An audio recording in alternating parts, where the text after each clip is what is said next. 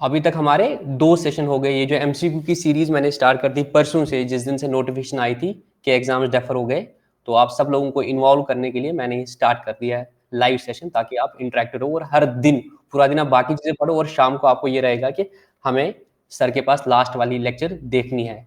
तो आप continuously motivated होगे और आप ये भूल नहीं जाओगे कि आपको आपका कोई गोल है आगे। तो उसमें अभी तक हमने 2 सेशंस कर दिए हैं।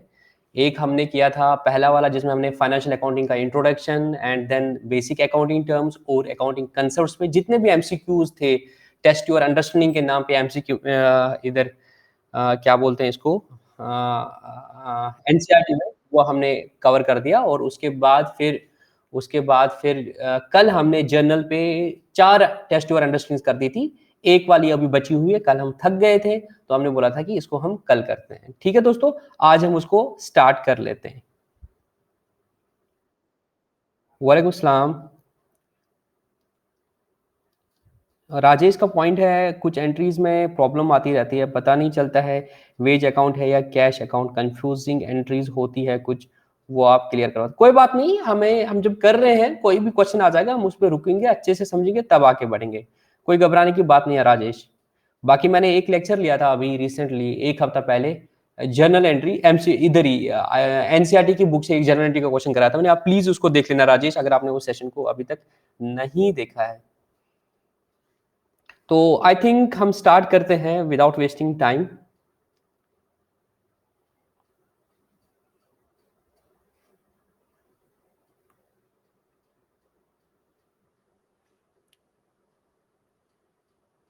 मुझे बता देना आपको दिख रहा है क्या, मेरी स्क्रीन आप लोगों को दिख रही है क्या?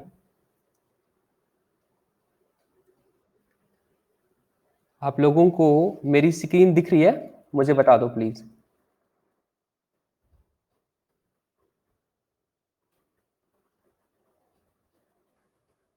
हाँ, मेरी शक्ल आ रही है कि मेरी शक्ल भी नहीं आ रही है? शक्ल आ रही है क्या मेरी, कि शक्ल नहीं आ रही है? ओके, शक्ल नहीं आ रही है बट सेशन, शक्ल भी आ रही है। चलो शक्ल तो छोड़ दो, थोड़ा सा एक्चुअली कल वाले मैंने देखा था, कल वाले सेशन में वो बिल्कुल नहीं आ रहा था जब मैं पूरा स्क्रीन शेयर करता। अब मैंने स्क्रीन शेयर किया, आई होप आपको अब मेरी शक्ल भी थोड़ी सी आ रही है और ये भी आ रहा है। इंटरेक्शन के लिए मैं बोल रहा हूँ, अदरवाइज तो कोई ऐसा नहीं है मुझे शौक आप लोगों को अपनी शक्ल दिखाने का। बस वो है कि टीचर की शक्ल थोड़ी दिखती है तो थोड़ा सा वो चीज। ठीक, ये आ रहा है ना बोर्ड, आ रहा है ना, टेस्ट योर अंडरस्टैंडिंग नंबर 5 आ रहा है ना? चलो ठीक है, स्टार्ट करें। Very good. चलो क्वेश्चन नंबर 1 देखते हैं। Voucher is prepared from, voucher is prepared from, voucher जो बनाते हैं हम, किससे बनाते हैं? Cash received and cash paid, cash cell, credit sale, cash credit purchase, all of the above, क्या आएगा? हाँ, ऑल ऑफ द अबव। मैंने क्वेश्चन जब पढ़ा, क्या मैंने क्वेश्चन गलत पढ़ा? मुझे जल्दी बता दो, क्या मैंने क्वेश्चन गलत पढ़ा? ये मैंने क्या पढ़ा? फ्रॉम, ये लिखा था फॉर। फ्रॉम और फॉर में बहुत फर्क है, फ्रॉम और फॉर में बहुत फर्क है। वॉचर इज प्रिपेयर्ड फॉर, और वॉचर हम हर ट्रांजैक्शन के लिए करते हैं। हर ट्रांजैक्शन के लिए हमें डॉक्यूमेंट्री एविडेंस होना चाहिए। तो इसका करेक्ट आंसर क्या आएगा मेरे दोस्तों? Fourth part, all of the एबो, बिल्कुल सही, ऑल ऑफ द एबो। कुछ बच्चे बोले स्क्रीन शेयर नहीं हो रही है, आई डोंट थिंक इश्यू होना चाहिए, है ना? ठीक है, तो इसका करेक्ट आंसर है ऑल ऑफ द एबो। Watcher is prepared for all of the एबो।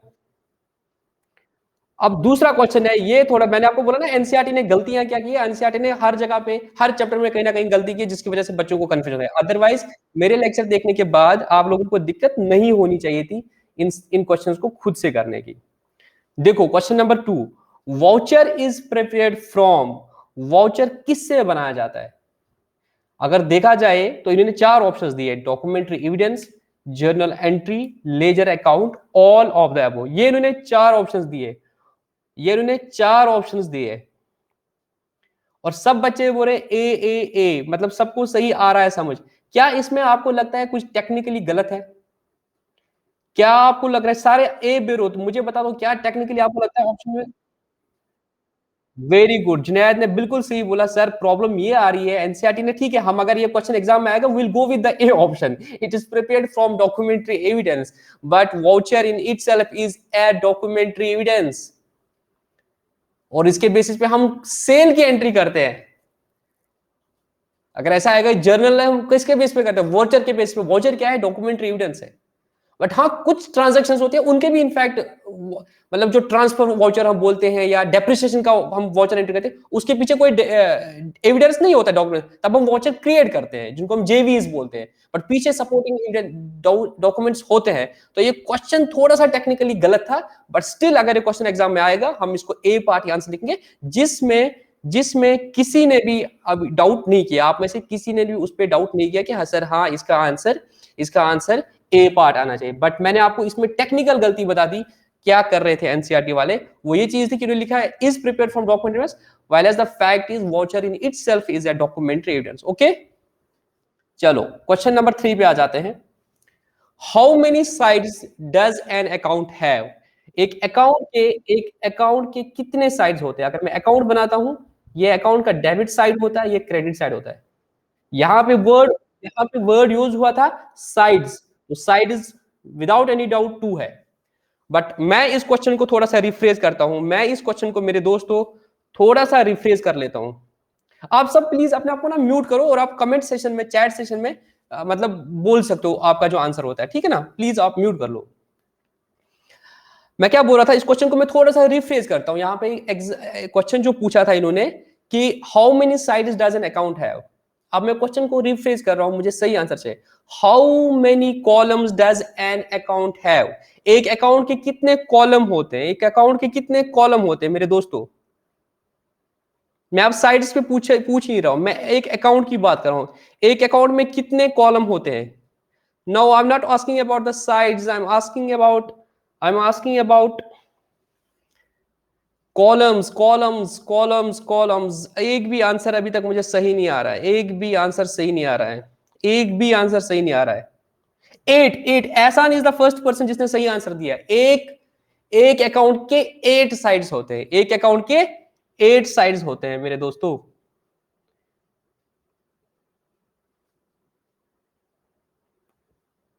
एक अकाउंट के 8 साइड्स होते हैं। अब मैं यहां पे लिख दूंगा वो 8 साइड, 8 कॉलम्स होते हैं, सॉरी। मैं उन कॉलम्स को बनाता हूं, फिर मैं इसको रब भी करता हूं। सबसे पहले यहां पे डेट आता है, फिर यहां पे पर्टिकुलर्स आता है, ये लेजर अकाउंट है तो यहां पे फिर जर्नल फोलियो आएगा, और यहां पे अमाउंट आएगा। ये 4 हो गए इस तरफ से डेबिट साइड से, और ये 4 क्रेडिट साइड से। 4 और 4 कितने होते हैं मेरे दोस्तों? सर 4 और 4 होते हैं 8। समझ आया मेरे दोस्तों? आप लेजर अकाउंट के 8 कॉलम होते हैं, बट अगर क्वेश्चन आया साइड्स पे तो लेजर के 2 साइड्स होते हैं। Is it clear now?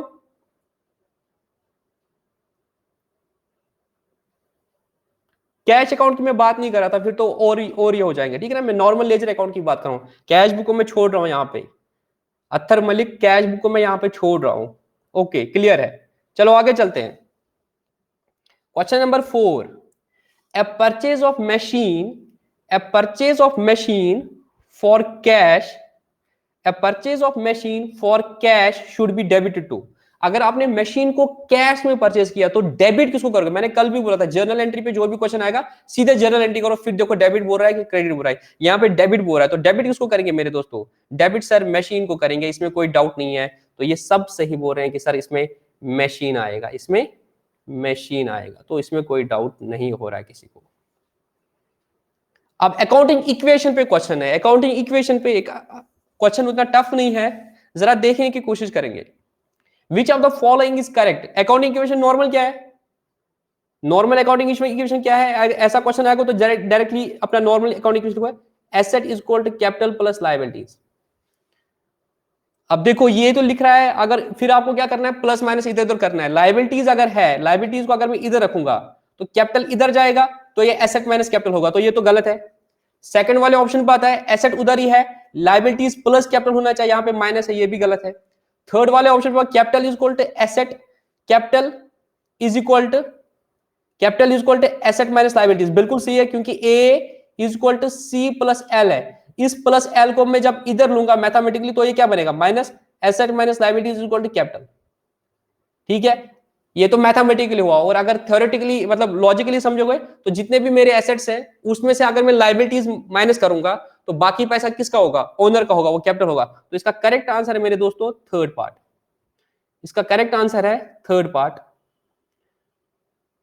I hope इसमें किसी को गलत नहीं हुआ, सब ने सी पार्ट बोला, तो सबका सही कंसेप्चुअल क्लैरिटी है। चलो क्वेश्चन नंबर 6 देखते हैं। Cash withdrawn by proprietor, proprietor कौन होता है, owner, should be credit to. अगर ओनर ने कैश निकाला, अगर उसने कैश निकाला तो किस चीज को क्रेडिट करेंगे, तो सर हम ना इस केस में जर्नल एंट्री करेंगे। जर्नल एंट्री हो जाएगी, जर्नल एंट्री हो जाएगी, मुझे जर्नल एंट्री चाहिए इसकी, मुझे जर्नल एंट्री चाहिए। अब आ गया ऊंट पहाड़ के नीचे।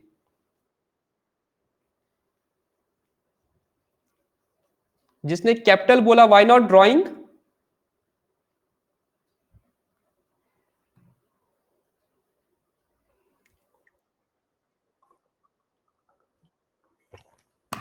हमने ठीक बोला, बट हम पूरे समय इसको बताता हूं। एक्चुअली मैंने जो ऊंट पहाड़ के नीचे बोला वो उनके लिए जिनने ड्राइंग टू कैपिटल बोला। और ये क्वेश्चन भी ऐसा था जो अभी रिसेंटली मुझे मतलब मैसेज में आता रहता था। तो इस पे मैं थोड़ा सा आपको समझा देता हूं, ये ड्राइंग को करेंगे या कैपिटल को। जैसे अभी मुझे नहीं आ रहा किसने आवाज से बोला था, ड्राइंग आएगा कि कैपिटल आएगा, इसका एंड टू एंड में समझा दूंगा आप लोगों को। ठीक है दोस्तों, 2 मिनट हम स्लो चलेंगे। बाकी क्वेश्चन बोल रहा था क्रेडिट किसको करेंगे, तो इसमें तो किसी को डाउट नहीं होना चाहता कि अल्टीमेटली आपका ड्राइंग की वजह से तो कैश जाएगा, कैश को क्रेडिट करना था। बट मैं बताता हूं आपको, ओनर जो पैसा लाता है, ओनर जो पैसा लाता है, जब वो पैसा लाता है मेरे दोस्तों, तो उसे हम कैपिटल बोलते हैं। ओनर के पैसे को हम कैपिटल बोलते हैं।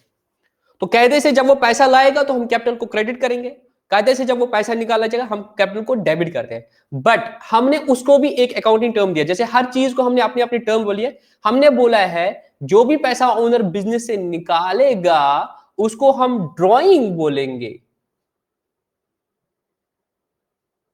अब मैं ड्रॉइंग का एक एक एक ऐसा डेफिनेशन भी आपको बोलूंगा जो शायद ही आपने अभी तक पढ़ा होगा, या शायद ही आपको किसी बुक से मिला होगा, या शायद ही आपको किसी फैकल्टी ने बोला होगा।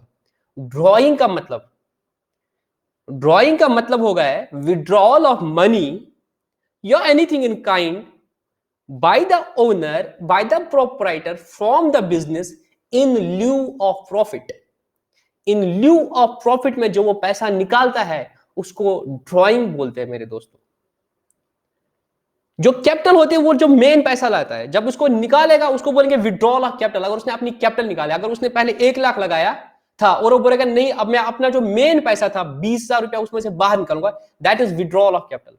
इस चीज को आप कैसे समझ आता है, मैं थोड़ा सा टाइम लूंगा आपको, क्योंकि अब मैंने आपको थोड़ी सी बारीकी अभी अकाउंटेंसी की समझानी है। ठीक है ना दोस्तों, बोर नहीं होना। जब हम पार्टनरशिप में जाते हैं वहां पे आप बोलते हो पार्टनर्स अकाउंट या तो ये फिक्स्ड हो सकते हैं या फ्लक्चुएटिंग होंगे, अगर आपको थोड़ा थोड़ा याद होगा। और फिक्स्ड में हम बोलते हैं 2 अकाउंट बनाएंगे। फिक्स्ड में हम बनाते हैं कैपिटल अकाउंट और करंट अकाउंट। वहां पे फिर हम बोलते हैं भाई कैपिटल में क्या हो जाएगा, permanent addition in the capital और permanent withdrawal of the capital. जो कैपिटल के लिए ट्रांजैक्शन, चाहे वो कैपिटल और लाएगा फ्रेशली इंट्रोड्यूस कैपिटल, या कैपिटल अपनी कम कम करेगा तो वो कैपिटल में हो जाएगी। और बाकी जितनी भी हो जाएगी ड्राइंग्स जो भी उसकी हो जाएंगी, या उसको प्रॉफिट मिलेगा, उसको सैलरी मिलेगा, उसको इंटरेस्ट ऑन कैपिटल मिलेगा, या उसको interest on drawing charges, that all will be part of current account. तो वहां पे आपको कैटेगोरीज ये समझ आ रहा है, ड्राइंग जो निकालता है, ड्राइंग को निकालता है करंट अकाउंट में डालते हैं। क्यों? ड्राइंग इज बेसिकली, आप समझ लो ना, एक मालिक है बिजनेस का जो काम करता है, क्या उसका घर औलाद औलाद नहीं है घर में, उसको घर के लिए पैसे नहीं निकाले, तो वो तो ड्राइंग करेगा ना। किस उम्मीद से ड्राइंग कर रहा है कि वो प्रॉफिट जो कमा रहा था वो उसी का हिस्सा है। उसने बिजनेस में मेन पैसा लगा दिया, पैसा रिसाइकल हो रहा है और प्रॉफिट आ रहा है, तो वो प्रॉफिट उसी का हिस्सा है। तो उस प्रॉफिट, क्योंकि वो साल के बाद कैलकुलेट हो जाए तो वो साल तक कुछ भी नहीं निकालेगा, वो निकालेगा मेरे दोस्तों, और उसको हम बोलते हैं ड्राइंग। तो drawing is withdrawal of money और normally it is in lieu of the profit. तो हमने बोला कि जो जो पैसा वो निकालेगा नॉर्मली साल में उसको हम ड्राइंग बोलेंगे। ठीक है, तो जो भी उसने कैश विड्रॉ निकला उसको हम ड्राइंग अकाउंट में डालेंगे। तो मॉडर्न अप्रोच अगर चलेंगे तो भाई कैपिटल कम होनी चाहिए, तो कैपिटल इधर रिप्रेजेंट क्या करेगा, ड्राइंग, तो हम ड्राइंग को डेबिट करते हैं। तो हम एंट्री करते हैं मेरे दोस्तों, हम एंट्री करते हैं, उस केस में हम एंट्री करते हैं जब मालिक पैसा निकालता है, तो एंट्री होती है, आप समझ आया ड्राइंग क्यों करते हैं? Drawing account debit to cash account. Suppose 1000 रुपया निकाल दिया, कभी वो गुड्स निकालता है, कभी वो गुड्स निकालता है, तो परचेजेस हमारा कम हो जाता है, तब हम बोलते हैं drawing account debit to purchase account. ये करते हैं मेरे दोस्तों? हाँ सर, ये करते हैं। उसके बाद क्या होता है मेरे दोस्तों? उसके बाद जितना भी ये ड्राइंग होता है साल में, सपोज ये 50,000 हो गया पूरा ड्राइंग साल में, ये ड्राइंग का डेबिट बैलेंस रहेगा 50,000, तो इस ड्राइंग को हम ट्रांसफर करते हैं कैपिटल में। एट द ईयर हम एंट्री करते हैं capital account debit to drawing account 50,000। और आप बैलेंस शीट और जो प्रॉफिट आता है, इनमें मैं ये भी बताता हूं, प्रॉफिट जो आता है, सपोज प्रॉफिट 1 लाख आया, उसको हम ट्रांसफर करते हैं किसमें? उसको हम ट्रांसफर करते हैं कैपिटल में। तो एंट्री करते हैं फिर हम लास्ट में profit and loss account debit, जो प्रॉफिट उसमें आया होता है, टू कैपिटल अकाउंट 1 लाख रुपया। ठीक है ना, 1 लाख 1 लाख। और फिर जाके आपका बैलेंस शीट जब आप देखते हो तो इस तरह से आपका दिखता है। बैलेंस शीट में अगर दिखा होगा capital, opening capital suppose 2 lakh plus profit, ये प्लस प्रॉफिट के पीछे एक एंट्री हुई होती है जो मैंने दिखाया, profit loss account debit to capital account, हो गया 3 लाख। उसमें से फिर हम लेस करते हैं ड्राइंग। ये ऐसे ही मैथमेटिकली लेस नहीं करते मेरे दोस्तों, 0.5L, तो यहां पे फिर कैपिटल इसकी आती है 2.5 लाख। ये माइनस सीधे नहीं करते हैं, जाके माइनस करते हैं, इसके पीछे अकाउंटिंग एंट्रीज होती है। ड्राइंग की accounting entry capital account debit to drawing, तो कैपिटल कम होती है, और प्रॉफिट की entry profit loss account debit to capital account. मेरे दोस्तों, क्या ये आपको समझ आया कि नहीं आया? कैश निकाला था तो कैश जाएगा, सबसे पहले आइडेंटिफाई करते हैं कि वो दो अकाउंट कौन से इन्वॉल्व हो गए। एक तो ये ड्राइंग हो गया, जो भी विड्रॉ करता है पैसा उसको हम ड्राइंग बोलेंगे, और पैसा निकल गया cash. Cash is a real account, debit what, credit what goes out, cash को क्रेडिट करेंगे और ड्राइंग को डेबिट करेंगे। तो इसकी करेक्ट एंट्री थी drawing account debit to cash account.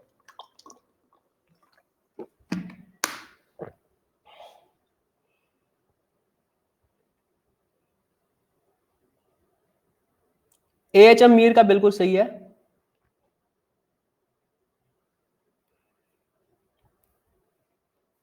एहसान का क्वेश्चन मुझे समझ नहीं आया।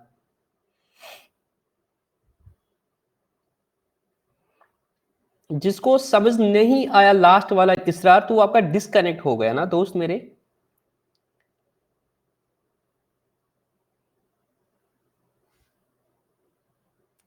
एहसान का क्वेश्चन मुझे अभी समझ नहीं आया, तो इन क्वेश्चंस को हम लास्ट में लेंगे, अदरवाइज बाकी का टाइम जाया हो जाएगा। ठीक है ना दोस्त? एहसान भाई बने रहना। आगे चलते हैं। अब इसमें कोई दिक्कत नहीं आएगी आपको। कैश विड्रॉन बाय प्रोपराइटर, जो पैसा उसने निकाला, शुड बी क्रेडिटेड टू, सीधे लिखा था क्रेडिट किसको करना है। मैंने टाइम ज्यादा लिया क्योंकि आपको समझाना था, अदरवाइज कोई दिक्कत नहीं। क्रेडिट किसको करना है भाई? जाएगा तो कैश ही, तो कैश को क्रेडिट करेंगे। अब जिस जिस बच्चे ने फोर्थ पार्ट तक, जिस जिस बच्चे ने drawing account debit to capital बोला था, वो प्लीज अपने घर में इंट्रोस्पेक्ट करना कि कैपिटल क्यों हमने क्रेडिट किया था। ठीक है, और ड्राइंग तो ठीक है डेबिट किया, तो कैपिटल को क्यों क्रेडिट किया था? कैपिटल तो कम होनी चाहिए। 7th question, find the correct statement. दोस्तों इसमें करेक्ट स्टेटमेंट बता दो।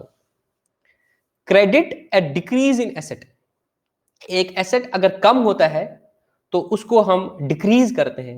बिल्कुल सही है। मॉडर्न अप्रोच में अगर एसेट कम होता है तो उसको डिक्रीज करते हैं, ये बिल्कुल सही है। Credit the increase in expense, ये तो इसने भाई गलत बात बोले, इस पे हम एग्री नहीं करते हैं, ये गलत बात बोल रहा है भाई, ये तो नहीं है। Debit the increase in revenue, नहीं, रेवेन्यू अगर इंक्रीज होता है उसको क्रेडिट करते हैं, ये भी गलत बात है। Credit the increase in capital, ये तो बिल्कुल सही बात है। तो यहाँ पे अगेन वही बात आ रही है कि एनसीईआरटी ने कुछ चीजें गलत कर दी है। एक क्वेश्चन रखा है मल्टीपल चॉइस, बट वहां पे चार चार सही ऑप्शन है, 4 सही ऑप्शन है, सॉरी 2 सही ऑप्शन है।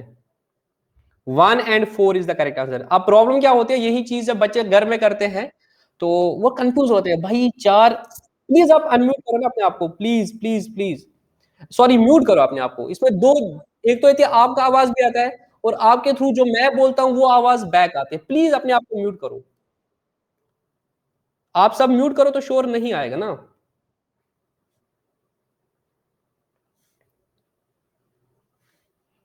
ठीक है, आपको ये बात समझ आई कि गलती कहां पे होती है? एनसीईआरटी ने जब ये दो दो सही ऑप्शन दिए होते हैं तो बच्चों को खुद से, मैं कर रहा हूं म्यूट, बट वो अनम्यूट खुद करेगा अपने आप को, तो फिर मुझे दोबारा म्यूट ऑल करना पड़ता है।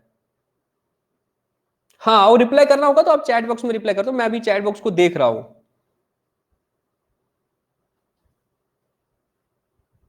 प्रॉब्लम यहाँ पे है ना, मैं तो म्यूट कर रहा हूं बट कोई बंदा अपने आप को अनम्यूट कर सकता है दोबारा से, तो फिर मुझे म्यूट ऑल पे ही क्लिक करना है और मुझे बोर्ड पे कुछ नहीं लिखना है। ठीक है दोस्तों, आई होप आपको ये समझ आ गया जिसकी बात हो रही थी यहाँ पे, कि एनसीईआरटी कभी कभी ये गलतियां करता है, इसमें घबराना नहीं है। अपने जो आपके लॉजिक से अपने फंडामेंटल्स पे रहो, वो स्ट्रांग है तो अपने आप पे बिलीव रखो कि हाँ एनसीईआरटी की बुक यहाँ पे गलत कर रही है, ठीक है ना। ये नहीं समझना कि आपने ही शायद कुछ गलत में समझा, और गूगल देखोगे और कंफ्यूज हो जाओगे। Question number 8, the book in which all accounts are maintained, वो बुक जिसमें सारे अकाउंट्स मेंटेन होते हैं, accounts are maintained in ledgers. तो इसका करेक्ट आंसर है फोर्थ पार्ट, इसमें ज्यादा दिमाग लगाने की जरूरत नहीं है।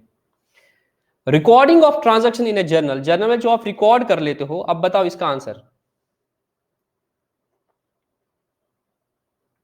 लास्ट वाले का आंसर, वेरी गुड, इसको हम जर्नलाइजिंग बोलते हैं, इसको हम जर्नलाइजिंग बोलते हैं। तो नाइन्थ का 3 पार्ट है। इस तरीके से जो आपका ये वाला चैप्टर था, चैप्टर नंबर 2 जो था, इनफैक्ट आपकी इस एनसीईआरटी बुक में चैप्टर नंबर 103 करके ये था, इसका कंप्लीट हो गया। किसी ने यहां पे बोला कि सर कास्टिंग बता दो, आपने एक्सप्लेन कास्टिंग का बोला ना। देखो कास्टिंग क्या होता है,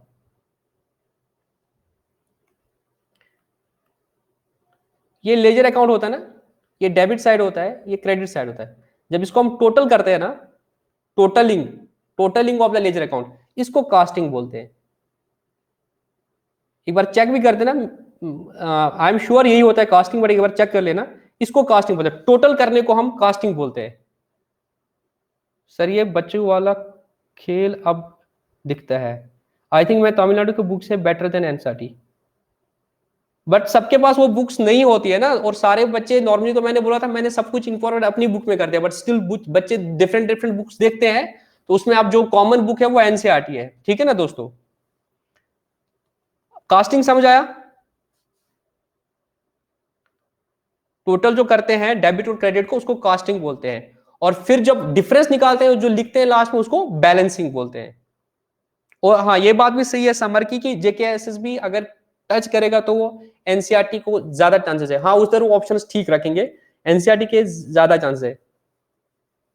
मैंने सब कुछ अपनी बुक में करने की कोशिश कर दी, कवर करने की कोशिश कर दी। किसी ने कुछ पूछा था 8th को एक्सप्लेन करो, मैं जरा 8th को दोबारा देखता हूं। बोल रहे द बुक, वो बुक जिसमें सारे अकाउंट्स होते हैं। हमने बोला था ना जर्नल, जर्नल में हम जर्नल एंट्रीज करते हैं, लेजर में क्या करते हैं हम सारे लेजर अकाउंट्स रखते हैं। तो लेजर एक बुक है जिसमें सारे अकाउंट्स है, तभी उनको लेजर अकाउंट्स बोलते हैं। तो लेजर बेसिकली एक बुक है जिसमें सारे अकाउंट्स है, तभी उसको लेजर अकाउंट्स बोलते हैं। तो लेजर वो बुक है जिसमें सारे अकाउंट्स होते हैं। समझ आया दोस्तों।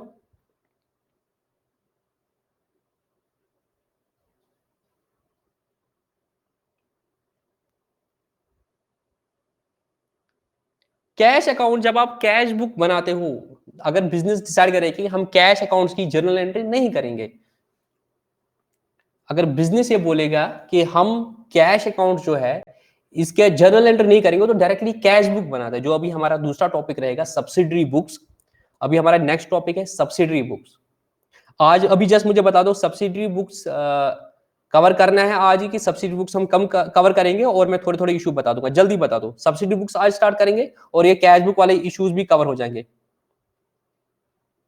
कैश बुक वाले इशू भी ये जो कुछ है कवर हो जाएंगे।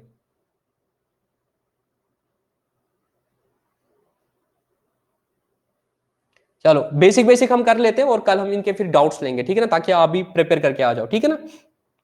तो मैं क्या बोल रहा था, ये एक्चुअली कैश का अकाउंट क्वेश्चन आया, तो इसी के साथ लिंक करके हम थोड़ा कैश बुक के क्वेश्चंस देख लेते हैं। तो बच्चों का डाउट ये आया कि जो एग्जैक्टली डाउट पूछा था इसने कि सर कैश बुक का लेजर होता है क्या, नहीं। देखो क्या होता है, हम जो पढ़ते हैं कि टिपिकली हम पढ़ते हैं कि हम जर्नल करेंगे, लेजर करेंगे, एंड देन ट्रायल बस बना के फिर बोलते हैं कि हर ट्रांजैक्शन का जर्नल करेंगे, नहीं, वो बहुत टाइम कंज्यूम होता है। तो there is a concept of subsidiary books, हम डिफरेंट बुक्स बनाते हैं, जो मैंने वो बोला था 8 टाइप की सब्सिडरी बुक्स बनाते हैं। बोलते हैं मैक्सिमम ट्रांजैक्शंस कैश की होती है, क्यों ना हम कैश बुक बनाते। Cash book is nothing but a cash account. तो हमने कैश बुक बना दिया अलग से, तो लेजर अकाउंट्स में कैश अकाउंट नाम से कुछ नहीं आएगा, क्योंकि कैश बुक में डायरेक्टली कैश का एक अलग से ही लेजर बनेगा, कैश अकाउंट। तो ठीक है, हो गया कैश अकाउंट। उसके बाद बोलते हैं अब कैश परचेज हो या कैश सेल हो, वो तो कैश अकाउंट में आएगा। फिर क्या बचा पीछे सबसे ज्यादा, क्रेडिट परचेज हो क्रेडिट सेल, तो उनके लिए अलग अलग बुक्स बनी। क्रेडिट परचेज के लिए हमने क्या बनाया था, परचेज बुक। क्रेडिट सेल के हमने बना दिया पर सेल बुक। इसी तरीके से बन गया। फिर purchase return book, cell return book, तो वो क्रेडिट वाली होगी, क्रेडिट परचेज रिटर्न होगा, क्रेडिट सेल रिटर्न होगा, तो वो कहां बचेगा, सेल्स रिटर्न में। क्यों, अगर अब कैश सेल रिटर्न होगा तो वो तो सीधे कैश बुक में आएगा। ठीक है, ये डिफरेंट सब्सिडीज हम बुक्स बनाते हैं। ठीक है दोस्तों, अब बच्चे का क्वेश्चन था कि क्या उसका लेजर अकाउंट बनेगा, तो मैं बोल रहा हूं अगर उसने कैश बुक बना दिया है तो उसको अलग से कैश अकाउंट बनाने की जरूरत नहीं है।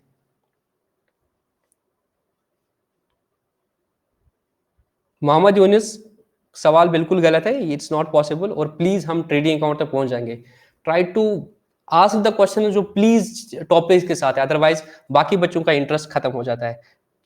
अब लास्ट में किसी ने पूछा जर्नल प्रॉपर क्या होता है, मैंने आपको बोला दिया, मैं गिनाता हूं, दोबारा से गिनाता हूं आपको, ठीक है ना। मैंने बोला कि कैश की ट्रांजेक्शन वो कैश बुक में आएगी। फिर बची सबसे ज्यादा ट्रांजेक्शन क्रेडिट परचेज की होगी, वो परचेज बुक में आ जाएगा। फिर बचा क्रेडिट सेल्स, तो वो सेल्स बुक में आएगी। फिर आएगा क्रेडिट परचेज का रिटर्न, या वो परचेज का रिटर्न जिसका अभी डेटर ने क्रेडिटर ने पैसा नहीं दिया, तो वो जाएगा परचेज रिटर्न बुक में। इसी तरीके से आएगा सेल रिटर्न बुक। और फिर आपका होता है bills of exchange, bills payable, bills receivable, तो वो दो बुक्स बनती है। ये सारी सारी हमने बुक्स बनाती। व्हाट इफ कोई ऐसी ट्रांजैक्शन है जो कहीं पे भी नहीं आएगी, कोई ऐसी ट्रांजैक्शन हो रही है ना वो कैश बुक में आ पा रही है, ना वो परचेज बुक में आ रही है, ना वो सेल बुक में आ रही है, किसी में नहीं आ रही है। एग्जाम्पल, आपने मशीनरी परचेज कर दी, और अगर इस मशीनरी को आपने कैश में परचेज कर दिया, अगर इस मशीनरी को आपने कैश में परचेज कर दिया, इसे कैश ट्रांजैक्शन तो कैश बुक में आ गई। बट अगर आपने मशीनरी को, मेरे दोस्तों, अगर आपने मशीनरी को क्रेडिट में परचेज कर दिया, तो जितने भी मैंने ऊपर की सब्सिडरी बुक्स बना दे, क्या किसी में आएगा, कैश बुक में आएगा? नहीं sir, credit purchase of machinery है।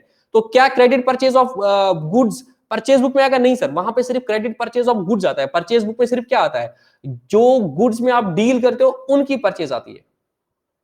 तो सर उधर भी नहीं आएगा, बिल्स पेबल, बिल्स ड्यूरेबल सब में नहीं आएगा। तो इसकी एंट्री आप जर्नल प्रॉपर में करते हो। इसकी entry of, it is not journal proper, it is journal proper. इसकी एंट्री आप जर्नल प्रॉपर में करते हो। मैं ऐसा बताता हूं आपको, एक रिफ्रेज करता हूं। आप जो पढ़ते हो ना कि हम जर्नल करेंगे, आप पढ़ते हो जर्नल प्रॉपर, फिर सब्सिडरीज बुक पढ़ते हो, फिर आप कंफ्यूज हो यार जर्नल प्रॉपर में क्या होता है। जो आपने पहले सोचा होता ना हम करेंगे ये सारी चीज, वो जर्नल प्रॉपर होता है। जो आप पहले बोलते हो कि हम ये करेंगे, वो जर्नल प्रॉपर होता है। बट उसमें फिर आप बाकी निकालते हो, कैश वाली ट्रांजेक्शन जर्नल प्रॉपर में नहीं होगी, cash purchase purchase credit purchase वाली नहीं होगी, वो सारी निकल जाएगी। बच गई क्यों, वो जो आप करते थे। बट आपको कंफ्यूजन होता है कि ये जर्नल प्रॉपर क्या होता है। बट बेसिकली जो आप पहले बोलते थे जर्नल एंट्रीज करेंगे, आप कहां पे बोल रहे थे, जर्नल प्रॉपर में ही बोल रहे थे, जो मेन जर्नल है। अब समझ आया जर्नल प्रॉपर क्या होता है दोस्तों।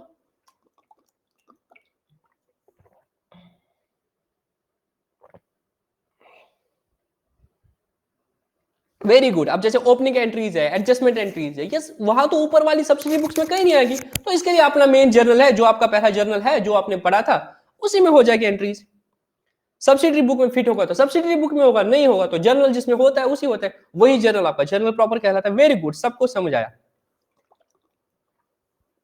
तो इसी के साथ मैंने सब्सिडी बुक भी आपको बताया। इट मीन्स कि आप सब्सिडी बुक के लिए तैयार हो। परचेज बुक में मेरे दोस्त मैं बोल रहा हूं, it is Raeek Abdullah. Purchase book में क्या आता है, पढ़ो तो सही। परचेज बुक में credit purchase of goods, goods वो होते हैं जिनमें हम डील करते हैं। तो ऐसे थोड़ी हमारा गुड होता है। अब आपका क्वेश्चन ऐसा होना चाहिए था, आपका क्वेश्चन ऐसा होना चाहिए था कि वाई सो। ये क्वेश्चन किसी ने नहीं पूछा। अगर ये क्वेश्चन पूछता मेरा दिल थोड़ा खुश होता। ये क्वेश्चन नहीं पूछा कि सर ये तो आपने बोला कि अलग में होगा, अब बोल रहे हैं वाई सो, वाई सो। ठीक है ना। अब इस क्वेश्चन को मैं लेता हूं कि ऐसा क्यों होता है, सर इसको क्यों नहीं लेंगे। मैंने बोला नहीं लेना है क्योंकि वहां पे क्रेडिट परचेज ऑफ गुड्स होगा। आपको क्वेश्चन है सर ठीक है, बट लॉजिकली भी बता दो ना, ये रट्टे वाली बात कब तक याद रहेगी कि उसमें नहीं लेना है, उसमें क्रेडिट परचेज ऑफ गुड लेना है।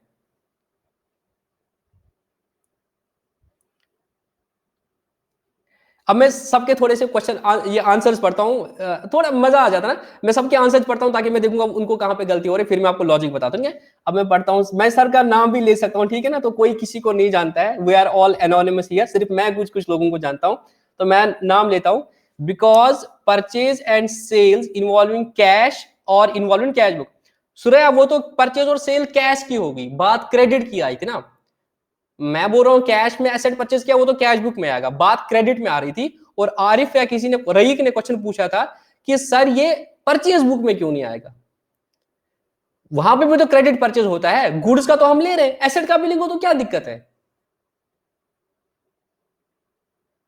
एसेट में भी लेंगे तो क्या इजी, कैलकुलेशन के टाइम इजी होता है। कौन सी कैलकुलेशन अभिजीत भाई? हाँ कैश वाली कैश में आ जाएगी भाई, इसका पॉइंट क्या था रई का, कि क्रेडिट परचेज अगर एसेट का है वो परचेज बुक में क्यों नहीं होगा, वहां पर तो क्रेडिट परचेज ही होता है ना, गुड्स का होता है, एसेट का भी रख लेते हैं, किसी को लॉजिक पता है? अरे नहीं है, मैं बोल रहा हूं सेल के लिए रखना, उधर क्या दिक्कत है?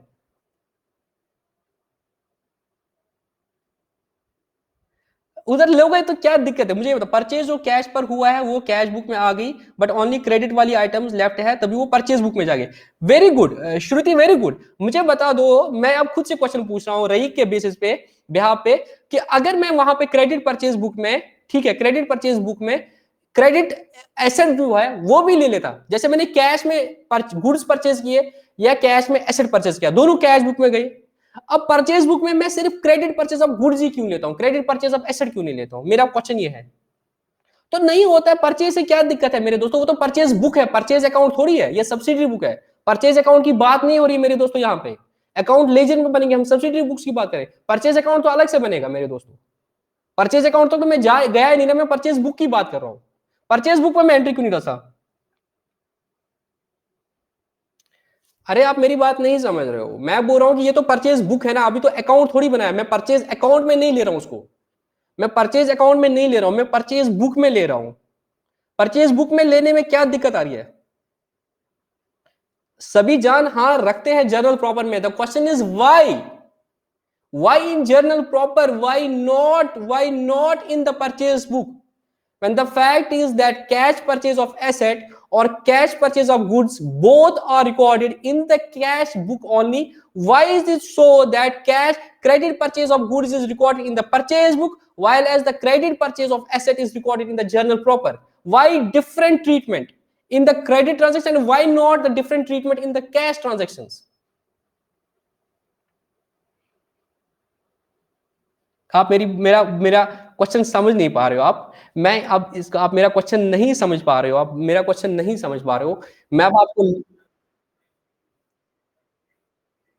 क्या बोल रहे हो अभिजीत? भाई ट्रायल बैलेंस लेजर अकाउंट से बनता है, ट्रायल बैलेंस लेजर अकाउंट से बनता है, यहाँ पे तो अभी लेजर अकाउंट की बात नहीं।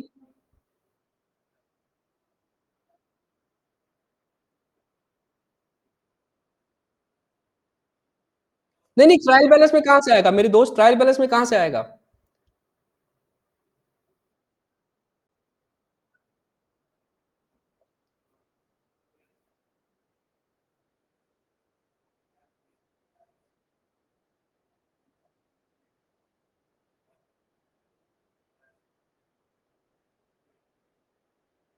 फिर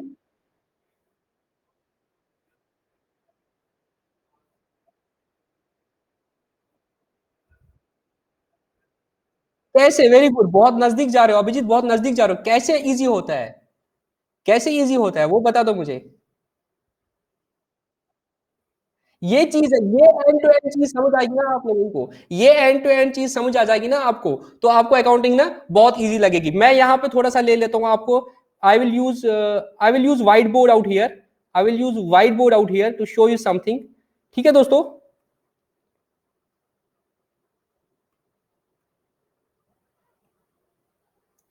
ठीक है, व्हाइट बोर्ड आ गया ना, देखो दोस्तों, ठीक है, अब कोई रिप्लाई नहीं करेगा, 2 मिनट, 2 मिनट बस मेरी बात को सुन लो, बहुत ही अच्छा कंसेप्ट था।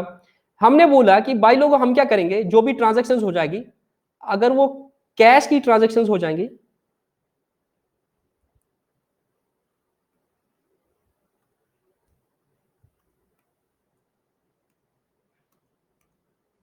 अगर वो कैश की ट्रांजेक्शन हो जाएगी तो वो जाएगी कैश बुक में,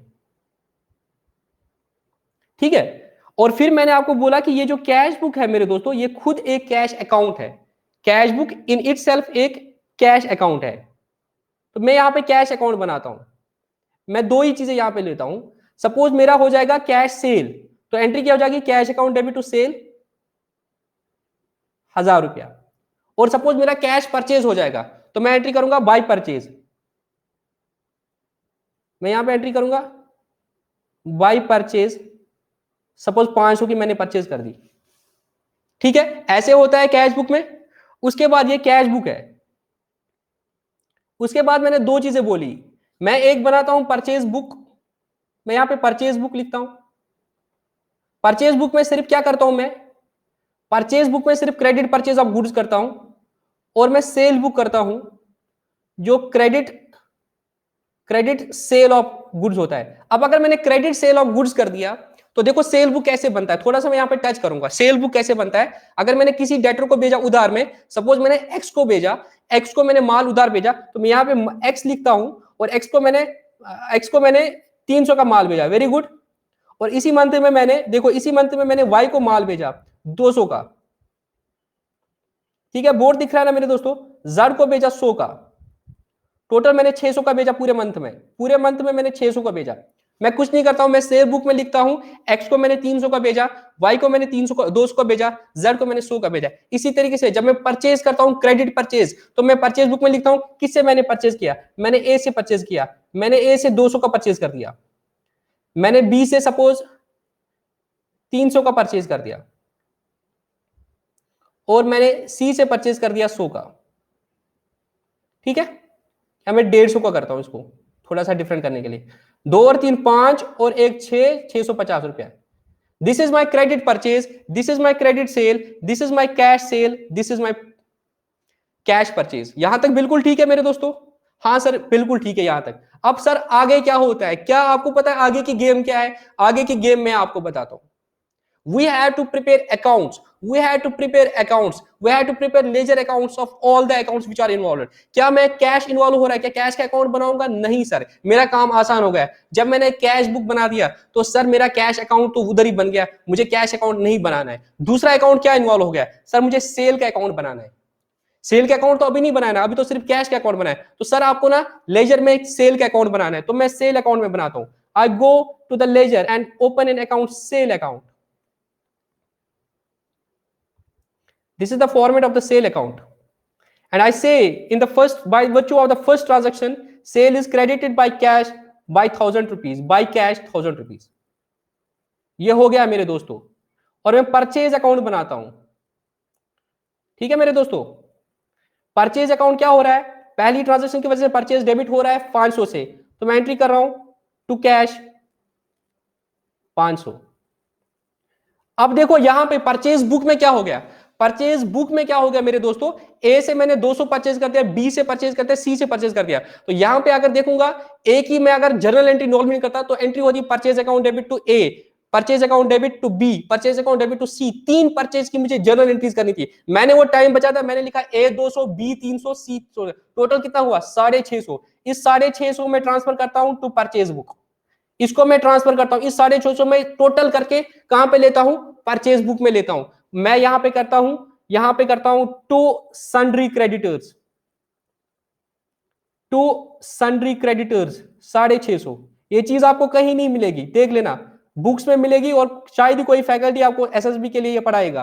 to sundry creditors 650, total purchases 1150 होनी चाहिए थी। तो ओवरऑल जो मेरा परचेज अकाउंट बनता, परचेज अकाउंट में लेजर अकाउंट्स में बनाऊंगा, तो परचेज अकाउंट में 1150 की परचेज होनी चाहिए। क्या 1150 की परचेज हुई? था आंसर इज यस। 500 कैश आया, और यहां पे मैंने सिर्फ क्या कर दिया, मैंने सिर्फ टोटल कर दिया, मैंने टोटल कर दिया मेरे दोस्तों, मैंने टोटल कर दिया, सीधे 650। अब समझ आया कि मैंने क्यों बोला क्रेडिट परचेज ऑफ एसेट इधर नहीं लेता। अगर मैं एसेट भी परचेज करता, सपोज पी से मैं परचेज करता एसेट, पी से अगर मैं एसेट परचेज करता 1000 का, और गलती से क्या होता है, जब मैं सारा टोटल करता, वो परचेज ऑफ एसेट मेरा परचेज अकाउंट में जाता, वो इधर नहीं जाना चाहिए था। That is the reason credit purchase of an asset will not be recorded in the purchase book, क्योंकि यहां पे हम लास्ट में काम बचाने के लिए सब सीधे टोटल करते हैं, इस टोटल को उठा के हम यहाँ पे सन्ड्री क्रेडिटर्स डालते हैं और फिर हम इनका अकाउंट बनाएंगे। ए का अकाउंट बनेगा बाय परचेज, बी का अकाउंट बनेगा बाय परचेज बुक, सी का अकाउंट बनेगा बाय परचेज बुक। सबका अलग अलग अकाउंट खुलेगा, यहां पर भी एक्स और वाई का अकाउंट अलग अलग से खुलेगा और सेल बुक में सीधे क्रेडिट होगा 6 से to sundry by sundry debtors 600। ये काम हमारा परचेज बुक से बनता है। सिर्फ बंदों का नाम लिखो, अमाउंट लिखो, टोटल करके एक ही एंट्री पास करो, हमें 3 एंट्रीज अलग से पास करने की जरूरत नहीं होती। Now you got the point कि क्रेडिट परचेज ऑफ एसेट क्यों नहीं हो जाएगा परचेज बुक में, और ये भी आपको समझ आया कि सब्सिडी बुक कैसे बनाते हैं और इससे हमारा टाइम कैसे बचता है। समझ आया कि नहीं आया? बैलेंसिंग नहीं करते हैं, सीधे टोटल करते हैं मेरे दोस्तों और एक ही एंट्री पास करते हैं।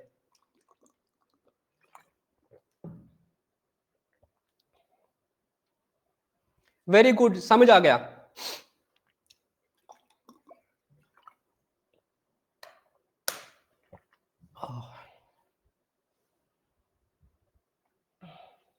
Khan Ishfaq last 1 minute. Credit purchase, cash purchase या कैश सेल, वो तो कैश बुक से आया, और जब परचेज का अकाउंट बनेगा या सेल का अकाउंट बनेगा तो कैश बुक से उसकी पोस्टिंग हो जाएगी, क्योंकि कैश बुक में तो अभी हमने एक ही साइड कर दिया, cash account debit to sale account. हर ट्रांजैक्शन 2 अकाउंट्स में जाती है, तो कैश अकाउंट में जाए, अब सेल अकाउंट में भी जाना चाहिए बाय कैश अकाउंट, तो डबल एंट्री पूरी होगी। एक जगह डेबिट हुआ अकाउंट, दूसरी जगह क्रेडिट हुआ। जब हम बोलते हैं जर्नल में for every debit there is a credit, तो ये तो हम जर्नल में बोलते हैं, बट करना कहां होता है, लेजर में। कैश अकाउंट को डेबिट करना था, सेल अकाउंट को क्रेडिट किया। तो देखो मैंने सेल को क्रेडिट किया 1000 रुपया और मैंने कैश को डेबिट किया 1000 रुपया, बिल्कुल ठीक, एक डेबिट हुआ। इसी तरह से परचेज यहाँ पे क्रेडिट हुआ, यहाँ पे सॉरी कैश क्रेडिट हुआ और परचेज डेबिट होना चाहिए। तो कैश तो क्रेडिट हुआ ही नहीं, हुआ परचेज भी मैंने डेबिट किया। ये तो चलो परचेज कैश का हुआ था। अब क्रेडिट की जहां तक बात हो रही है, तो क्रेडिट परचेज को मैंने क्या किया, टोटल कर दिया, क्रेडिट सेल को टोटल कर दिया और यहां से उठा के इसको परचेज अकाउंट में डाल दिया। परचेज अकाउंट है भाई, परचेज बुक अलग है, that is subsidiary book. Purchase account laser में आता है, तो ये भी आपको समझना है। परचेज बुक सब्सिडरी बुक है, परचेज अकाउंट परचेज का अकाउंट है। तो अकाउंट परचेज में तो दोनों आएंगे ना, चाहे क्रेडिट परचेज हो गया कैश परचेज हो। अब आएगा कहां से मेरे दोस्तों, कैश परचेज परचेज अकाउंट में। मैं रिपीट कर रहा हूं, मेरे साथ अंदर अंदर से दिमाग में रिपीट करो। परचेज अकाउंट में कैश परचेज वाली फिगर्स कैश बुक से पोस्ट हो जाएगी, पोस्ट होके आ जाएंगी, और परचेज बुक में क्रेडिट ट्रांजैक्शंस परचेज बुक से आ जाएंगी। मैं अगेन रिपीट कर रहा हूं, परचेज अकाउंट में जो ट्रांजैक्शंस आ जाएंगी, कैश वाली ट्रांजैक्शंस हम उठाएंगे कहां से, कैश बुक से, तो डबल एंट्री पूरी होगी, तो उसकी पोस्टिंग उस वाली सब्सिडरी बुक से हो जाएगी, कैश बुक से। और क्रेडिट वाली ट्रांजैक्शंस कहां से जाएंगी, परचेज बुक से, जो हम पोस्टिंग बोलते हैं लेजर में। तो कहां से हो जाएगी परचेज अकाउंट में पोस्टिंग, कुछ कैश बुक से हो जाएगी, कुछ परचेज बुक से हो जाएगी। गॉट इट दोस्त?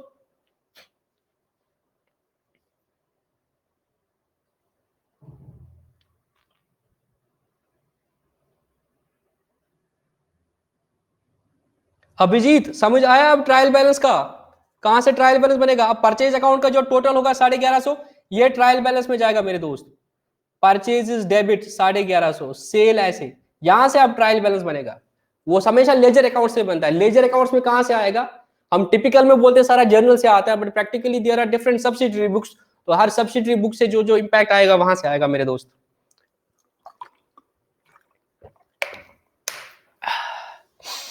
परचेज रिटर्न का भी इसी तरह से मेरे दोस्त, परचेज रिटर्न बुक बनेगा। परचेज रिटर्न में यहां पे क्या बोल रहा हूं, अगेन एक इंपॉर्टेंट चीज बोलता हूं, बहुत बारीकी से सुनना मेरी बात को।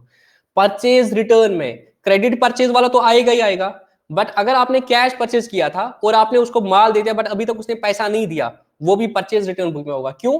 Now that cash purchase return is not cash return, क्योंकि उसने अभी पैसा नहीं दिया, तो रिकॉर्ड तो करना पड़ेगा, उसको परचेज बुक में करो, परचेज रिटर्न बुक में करोगे।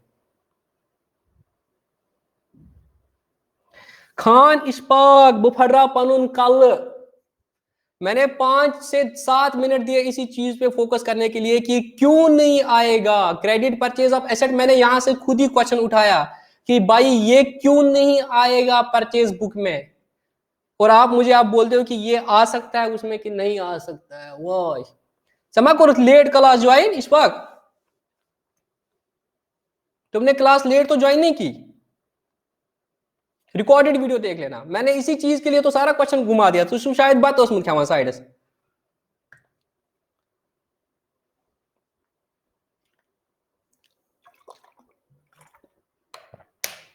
क्लोजिंग एंट्रीज रणधीर क्या होते हैं ना, जब आप इन सारे अकाउंट्स को क्लोज करते हैं ना, जैसे ये परचेज अकाउंट है, आपको पता होगा एक क्वेश्चन आता है न्यूमेरिकल आपके एग्जाम में, नॉमिनल अकाउंट्स को हम बैलेंस नहीं करते, इनको क्या करते हैं, इनको ट्रांसफर करते हैं। एंड यू ट्रांसफर देम, मतलब परचेज का टोटल बैलेंस सपोज पूरे साल में 1,50,000 आएगा, तो आप इसको सीधे ट्रांसफर करते हो कहां पे, पीएनएल में, ये सॉरी ट्रेडिंग अकाउंट में, तो आप इसको डालते हो by trading account.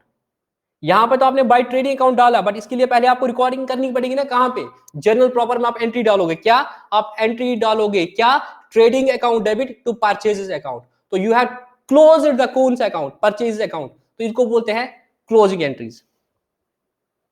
Recorded video YouTube पे होगी, बट कल पहली लेक्चर थी तो मैंने 24 आवर्स में डाला, बट अब कोई गारंटी नहीं है कि मैं 24 आवर्स में डालूंगा। इट मे बी कि ये वीक में बात है, क्योंकि मेरा कल से ऑफिस स्टार्ट होगा, तो मेरे पास उतना टाइम नहीं होता कि मैं इसको फिर एडिटिंग करके फिर यूट्यूब पे डाल दूंगा। ये तो मैंने आज वीकेंड था और बहुत सारे बच्चों को मिस हुआ था, तो मैंने एक गोल्डन अपॉर्चुनिटी दे दी दोबारा से डालने की। कल से रिकॉर्डेड वीडियो यूट्यूब पे कब आएगी आई डोंट नो। ठीक है दोस्तों, चलो आगे चलते हैं। अब मुझे बता दो, 45 मिनट्स हो गए आज की डेट में, मैंने आपको सब्सिडी बुक का इंट्रोडक्शन दे दिया, उसका ओवरव्यू दे दिया। अब सब्सिडी बुक के जो एमसीक्यू है वो आज करेंगे कि वो कल करेंगे, बट मुझे लगता है कि आपको कंसेप्ट तो आज क्लियर हो गया, अब हमें उस पर ज्यादा मेहनत नहीं लगेगी, कल हम उसको सारा कवर कर देंगे। अब सारे कल बोल रहे, बट आई होप आपको कंसेप्ट आया। मुझे इतना बता दो, क्या आपको कंसेप्ट क्लियर आया सब्सिडी बुक्स का? क्या सब्सिडी बुक्स का कंसेप्ट अच्छे से क्लियर आया? सेटिस्फाइड हो क्लास से? नहीं, 45 मिनट जाया तो नहीं हुए? हाँ, डाउट पूछ लो, अभी हमारे पास 15 मिनट बचे हुए हैं, बट मुझे लगता है कि हम क्वेश्चंस हम कल करेंगे, वो बहुत आसान होंगे आप, क्योंकि मैंने कंसेप्ट सारे आज बता दिए।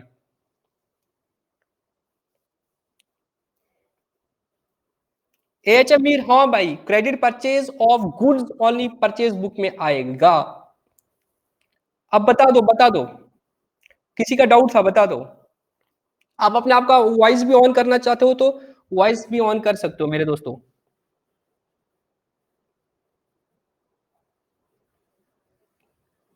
किसी का डाउट था बताओ।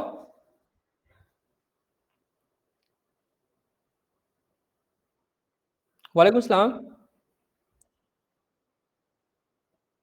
हाँ हाँ। जी जी जी। हम्म।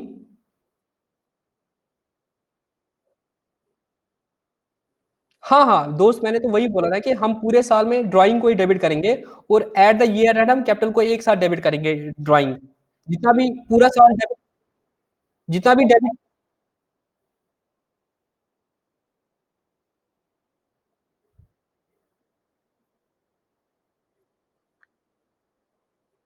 तो आपने तो कैपिटल को क्रेडिट कर दिया ना मेरे दोस्त। और कैपिटल को क्रेडिट कैसे करोगे, कैपिटल तो कम हो रही है, जब जब कैपिटल कम होती है तो उसको क्या करते हैं, उसको डेबिट करते हैं ना। और दूसरी बात, मेरे दोस्त, दूसरी बात ये चीज कि दूसरा जो, जब हम बोलते हैं कि किसी भी ट्रांजैक्शन की जब आपको जर्नल एंट्री करनी होती है, you identify the two accounts which are involved. If the one account is capital and the another account is cash, ना दोस्त, कैश चला गया आपका, कैश को रिकॉर्ड नहीं करोगे। तो अब यही बात है, हम बोलते हैं कि कैपिटल जो निकाल देता है वो पैसा, वो बेसिकली वो इन लिeu ऑफ प्रॉफिट निकालता है, तो उसको हम ड्राइंग बोलते हैं। तो अभी हम इसको ड्राइंग बोलते हैं, तो drawing account debit to cash. तुम अगर ऐसा बोलोगे कि sir capital account debit to cash होगा, मैं बोलूंगा बिल्कुल ठीक है, कोई घबराने की बात नहीं है। बट हम क्या करते हैं, कैपिटल अकाउंट में एक पहली वाली एंट्री होती है, और साल के बाद एक और एंट्री होती है जो ड्राइंग वाली होती है, या अगर एडिशनल कैपिटल होता है उसकी एंट्री होती है, और प्रॉफिट की एंट्री होती है। तच्छन मच मारने की नहीं कर दोस्त दाइलेट पूछ, तो वो सारा चीज हम कैपिटल में डालेंगे, तो कैपिटल अकाउंट को हमें नीट एंड क्लीन रखना होता है। वालेकुम सलाम। हम्म हम्म। जी जी जी, बताइए। इंटरेस्ट ऑन ड्राइंग और इंटरेस्ट ऑन कैपिटल एनसीईआरटी वाले बोलते हैं, प्रैक्टिकल लाइफ में प्रोपराइटर सोल प्रोपराइटर में इंटरेस्ट ऑन ड्राइंग और इंटरेस्ट ऑन कैपिटल का कोई कंसेप्ट नहीं होता है। सोल प्रोपराइटर में इंटरेस्ट ऑन ड्राइंग और इंटरेस्ट ऑन कैपिटल का कोई कंसेप्ट नहीं होता है, बट पार्टनरशिप में, क्योंकि पार्टनरशिप अलग करती है इन चीजों को पार्टनर से, क्योंकि वहां पे ये चीज होता है, यहाँ पे एक ही मालिक होता है। तो अगर ये पैसा निकालेगा तो आप क्या करोगे? सपोज मैं आपको बताता हूँ, यहाँ पे मैं व्हाइट बोर्ड का यूज करता हूँ ताकि आपको थोड़ा सा क्लैरिटी आ जाए कि मैं क्या बोलना चाहता हूँ। आप बोलते हो कि उसने ड्राइंग निकाली, कुछ चीजों को थोड़ा सा लॉजिकली समझना पड़ेगा, और एमसीआरटी वाले वहां पे गलती कर रहे हैं। अगर मालिक ने ड्राइंग कर दी, सपोज उसने 1 लाख की ड्राइंग कर दी, आप बोल रहे हो उसको इंटरेस्ट चार्ज करो, उसको इंटरेस्ट चार्ज करो सपोज 10%, और उसको इंटरेस्ट ऑन ड्राइंग डेबिट करो 10,000। ठीक है ना, यही बोल रहे हो आप बोल रहे हो कि इसको, इसकी कैपिटल को कम करोगे तो क्या करेगा? अगर इसको आपने इंटरेस्ट ऑन ड्राइंग चार्ज कर दिया बिजनेस ने, तो ये बिजनेस का इनकम हो गया, फिर ये 10,000 का इंटरेस्ट है, बिजनेस का इनकम हो जाएगा। तो इसका इंपैक्ट क्या आएगा? इसकी मैं एंट्री करूंगा, आप क्या करोगे? इंटरेस्ट ऑन ड्राइंग डेबिट करोगे to profit and loss account, अपनी इनकम लोगे प्रॉफिट एंड लॉस में 10,000, और फिर इंटरेस्ट ऑन ड्राइंग जो है इसकी कैपिटल से कम करोगे, capital account debit to interest on drawing. ठीक है, 10,000 का इसकी कैपिटल को कम करोगे इंटरेस्ट ऑन ड्राइंग के नाम पे, और इंटरेस्ट ऑन ड्राइंग आपने इनकम बुक कर दी। जब आपने कैपिटल को डेबिट किया तो इंटरेस्ट ऑन ड्राइंग आपने इनकम बुक कर दी बिजनेस की, और इस इंटरेस्ट को आपने पीएनएल में लिया, और प्रॉफिट को फिर आप कैपिटल में ट्रांसफर करते हो, फिर आप करोगे profit loss account debit to capital account, net impact zero आया, नेट इंपैक्ट बहुत जीरो आ गया, डेबिट भी कर दिया इसी को और फिर फायदा भी इसी को आएगा। तो मैं यही बोल रहा हूँ, सोल प्रोप्राइटर में इस चीज का कोई रिलेवेंस नहीं होता है, क्योंकि आप इसको पीएनएल में पहले डेबिट करोगे, मतलब क्रेडिट करोगे, फिर जाके उसी को ट्रांसफर करोगे, तो ऐसे कोई सेंस होता है। But in the partnership it has relevance, it has relevance because there are many partners. मैं ड्राइंग नहीं निकाल रहा हूँ और आप ड्राइंग निकाल रहे हो, why not charge drawing interest on drawing to you, ताकि हम वो करेंगे, क्या बोलते हैं उसको, मतलब डिसमोटिवेट डिमोटिवेट करें उसको, कि भाई डिस एनकरेज करें कि भाई आप मत निकालो पैसा। या अगर कोई बंदा ज्यादा पैसा दे रहा है बिजनेस में, तो उसको हम इंटरेस्ट ऑन कैपिटल देंगे, उसको हम एनकरेज करेंगे उस चीज के लिए। Interest on capital and interest on drawing making sense, because interest on drawing will be the income of the partnership, and then whatever the interest on drawing से profit बढ़ेगा, that will be distributed among all the partners, और interest on capital will be deducted from the profit जो हमें main है, बाकी जो profit बचेगा वो डिस्ट्रीब्यूट होगा। तो वहां बिल्कुल ठीक है, बट सोल प्रॉपर्टर में इसका कोई रिलेवेंस नहीं है। अनफॉर्चुनेटली एनसीईआरटी ने इनको सोल प्रॉपर्टर में घुसा दिया, पर उसका कोई लॉजिक नहीं बता। बट अकाउंटिंग एंट्री ये हो जाएगी, capital account debit to interest on drawings, and then interest on drawing will be transferred to the profit loss account, and then again the profit will be transferred to the capital account. ठीक है ना, एक जेब से पैसा निकल रहा है दूसरे जेब में जा रहा है, तो कोई फर्क नहीं पड़ेगा। जी तो रणधीर भाई, लेक्चर भी देखा करो ना, मैंने कल भी यही बात बोली, ये चीजें मैंने लेक्चर्स में 10 जगह बोली है। अब आप इसी चीज को एमसीक्यू सेशन में, डाउट सेशन में बना दोगे तो वो सही नहीं रहता। प्लीज मेरे लेक्चर्स देखो। इसी मैं यही बोल रहा हूँ, अगर आप वाउचर वाला लेक्चर देखोगे ना, वाउचर वाला लेक्चर मेरे मेरे उसमें चैनल पे, वाउचर वाले लेक्चर में मैंने डेबिट नोट और क्रेडिट नोट समझा दिया है। उसके बाद डाउट सेशन में भी मैंने इस चीज को समझा दिया, उसके बाद मैंने एमसीक्यू वाले सेशन में इस चीज को बोल दिया है।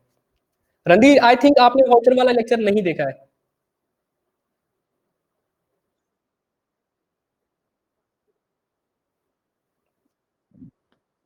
ये वीडियोस, ये बताओ बताओ दोस्त।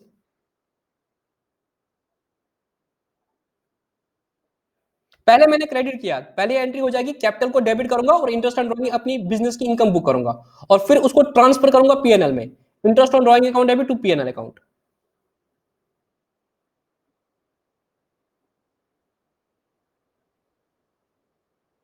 क्रेडिट होगा, पहली पहले तो इसे लूंगा ना मैं ड्रॉइंग इंटरेस्ट, पहली एंट्री में इसको इनकम बुक करूंगा, interest on drawing for the business, और इन दैट केस पार्टनरशिप के लिए भी इंटरेस्ट ऑन ड्रॉइंग इनकम मानी जाती है। हाँ, तो वही किया मैंने, capital account debit to interest on drawing, उसके बाद फिर जी जी,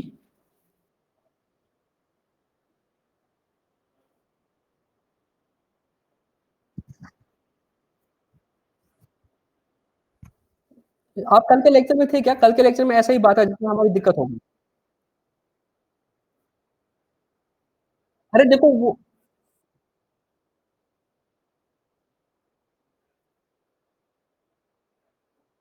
देखो ना वहां पे, अगर आप प्रैक्टिकल अकाउंटिंग देखो, अगर अकाउंटिंग की बात करोगे तो दोनों चीजें कवर हो जाएगी, expense account debit to liability account, यही होगा ना दोस्त। अब प्रॉब्लम क्या था, वहां पे वो क्वेश्चन पूछा था किसने सही रखा है, ए बी सी दिया था ऑप्शन, किसने सही रखा था, तो वहां पे उसका जो क्वेश्चन पूछ रहा है उसका इंटेंशन समझना चाहिए, वो क्या बोलना चाहता था वहां पे। उससे पहले क्रेडिट सेल था दोस्त, क्रेडिट सेल में उसको वो सेल मानता था और सेल को रेवेन्यू मानता था, और फिर था क्रेडिट परचेज। क्रेडिट परचेज में फिर उस हिसाब से परचेज एक्सपेंस आना चाहिए, बट उसने क्रेडिट परचेज को लायबिलिटी माना था, फिर क्रेडिट सेल को उसको एसेट माना था। मैं तभी बोल रहा हूँ वहां पे सेल और परचेज मैंने उस हिसाब से रियलाइज कर दिया, बट ऐसे प्रैक्टिकली कहीं पे दिक्कत नहीं आएगी आपको, क्योंकि दोनों एस्पेक्ट्स हमने कवर कर दिए। हाँ, दोनों एस्पेक्ट्स होते हैं और अकाउंटिंग में कहीं दिक्कत नहीं आता है। रणधीर आप प्लीज ना वाचर वाले लेक्चर को देख लेना, उसमें कवर कर दिया डेबिट।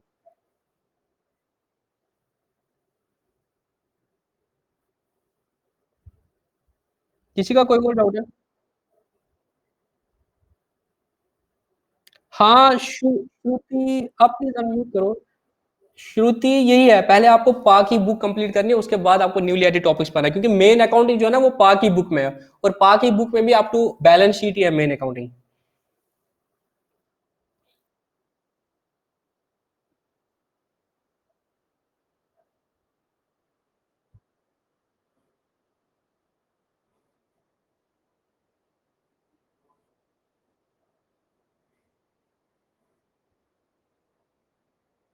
मेरे पास ऑनेस्टली नहीं है, आप गूगल कर सकते हो, बट मुझे लगता है मैंने गूगल के क्वेश्चंस भी अपनी बुक में डाल दिए हैं। मैंने, अगर आप तमिलनाडु बोर्ड के भी देखो, मैंने वो भी क्वेश्चंस देखे हैं, मैंने आईसीए की बुक के क्वेश्चन देखे, मैंने एनसीईआरटी की बुक के भी क्वेश्चन देखे, जो भी मुझे इनमें से अच्छे अच्छे लगे मैंने सब कवर कर दिए हैं। और डिफिकल्टी लेवल कैसा होता है दोस्त, मैं आपको बताता हूँ, पेपर ना थोड़ा सा घुमा के दिया होता है, किसी भी पेपर में अराउंड 60% पेपर तो ईजी, 40% पेपर तो ईजी होता है, 40% मॉडरेट होता है, और 20% टफ होता है। और वो 20% ऐसे रखा गया होता है कि बच्चों के होश उड़ जाते हैं और उनको लगता है सारा पेपर टफ होता है, बट वो ऐसा नहीं होता है। आप गूगल को कर सकते हो bye, but I hope Abhijit आपने ना मेरी बुक के जो 6 से एमसीक्यूज है वो सारे किए होंगे। एंड अभी हम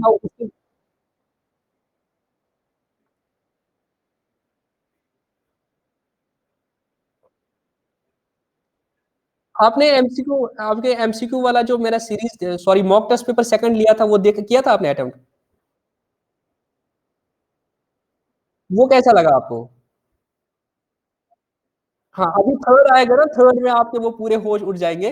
बट अभी थर्ड में डेफर कर रहा हूँ, क्योंकि आपके पेपर भी डेफर हो रहे हैं, और मैंने ये वाली सीरीज लाई, तो मैं सोचता हूँ अब इस सीरीज के बाद करेंगे, क्योंकि साथ साथ में आपको रिवीजन भी हो रहा है। जैसे आज तो हमने एमसीक्यू किया था जनरल का, साथ में हमने एक इतना अच्छा टॉपिक कर दिया सब्सिडी बुक, जो शायद मुझे लगता है बहुत कम बच्चों को आपको क्लैरिटी थी उसके बारे में कि वो क्या होता है ना।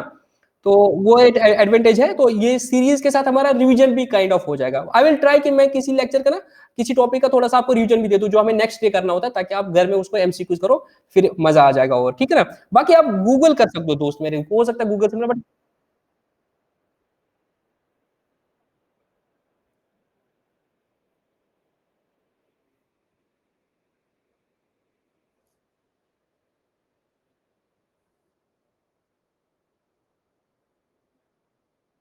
हाँ, मैंने देखा उनके, मैंने अभी कुछ बच्चे ऐसे यूट्यूब पे ना उत्तर प्रदेश से पढ़ रहे हैं, राजस्थान से पढ़ रहे हैं, मध्य प्रदेश से पढ़ रहे हैं, और for that matter West Bengal से भी पढ़ रहे हैं। उनके उनका आपका जो ऑनेस्टली फाइनेंस अकाउंट्स में अकाउंटेंसी का पेपर है ना, बहुत इजी है, जो आप लोगों को पहले बोला था ना टफ है, आपका इजी है।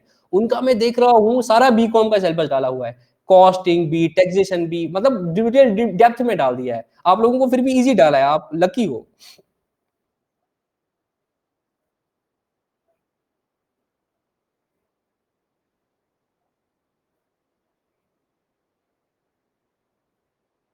उसमें कुछ चीजें ना उन्होंने, कुछ कुछ 3-4 टॉपिक उन्होंने ज्यादा डाले, और वो मैंने कवर भी करा दिए थे। 1-2 टॉपिक थ्योरेटिकल है, 2-3 थ्योरेटिकल है, वो मैं करा दूंगा कवर, 2-3 वो थ्योरेटिकल है। वो मैं, किसी ने आपको बोला कि ऑक्सफोर्ड वेबसाइट है, प्लीज शायद उसको ट्राई करो एक बार। चैट में किसने लिखा है?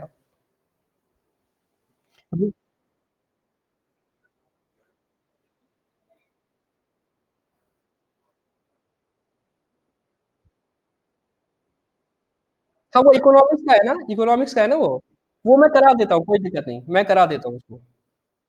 मैं खुद कराता हूँ इकोनॉमिक्स, एक्चुअली रूप सर पढ़ा रहे हैं, तो जितना रूप सर से हो सकेगा इकोनॉमिक्स के पार्ट में कवर करके। तो इकोनॉमिक्स के शायद अभी 3-4 लेक्चर और बचे हैं, वो जब हैंड ओवर करेंगे कि मेरा इकोनॉमिक्स हो गया, फिर जो टॉपिक्स बचे होंगे वो मैं कवर कराऊंगा।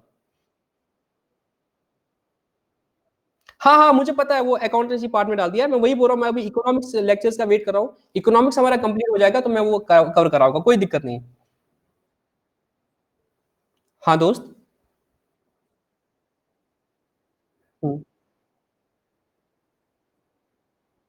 जी,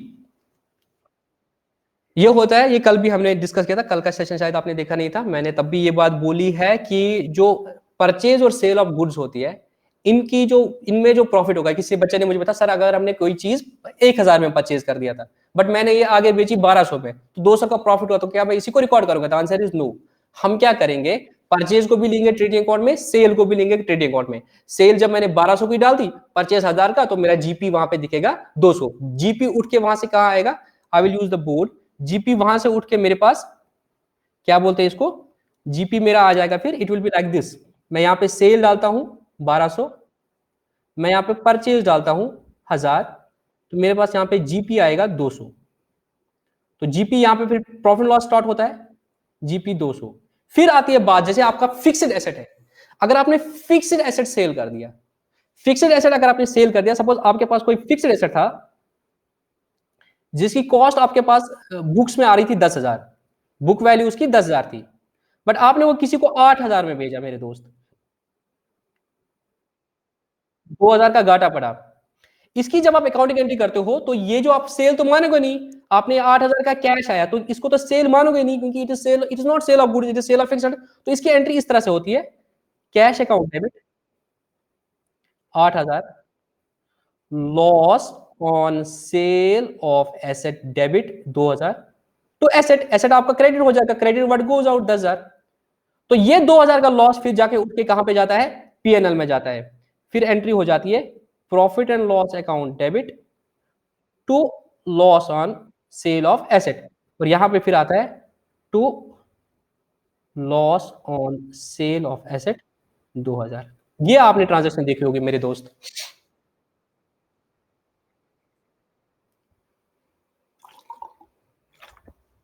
रख लो फिलहाल के लिए ये याद। और मत है किसी का कोई डाउट? हाँ विवेक मेहता, यही होता है, परचेज अकाउंट में दोनों चीजें आती है, कैश परचेज और परचेज क्रेडिट परचेज। कैसे आती है वो मैंने दिखा दिया था। Cash purchase purchase cash book से आएगा, और क्रेडिट परचेज परचेज बुक से आएगा।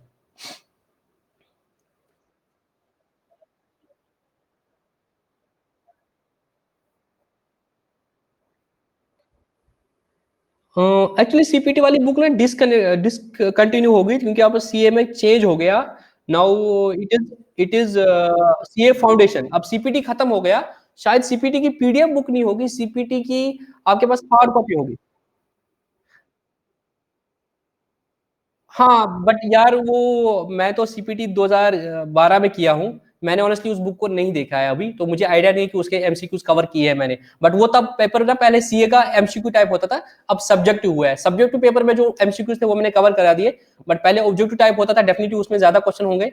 मेरे पास उसकी सॉफ्ट कॉपी नहीं है, तो मैं बोल नहीं सकता हूँ कि मैंने उनको कवर करा दिया, but my answer will be most likely no, मैंने कवर नहीं कराया होगा उनको, कुछ कुछ कवर कराया होगा, क्योंकि मैंने देखा नहीं उस बुक को। जिस बुक को मैंने देखा नहीं होगा, तो मैं कैसे बोलूंगा कि मैंने कवर कराया। हाँ मैं वही बोल रहा हूँ दोस्त, वो फिर ना डिसकंटिन्यू हो गया था लगभग 2017-18 से, सीपीटी बंद हो गया है, तो फाउंडेशन चेंज हो गया और वो सब्जेक्ट टू बेसिस आई, तो मैं उस पर कुछ ज्यादा बोल नहीं सकता हूँ। बाकी आप कर देना, कोई दिक्कत होगी तो बता देना।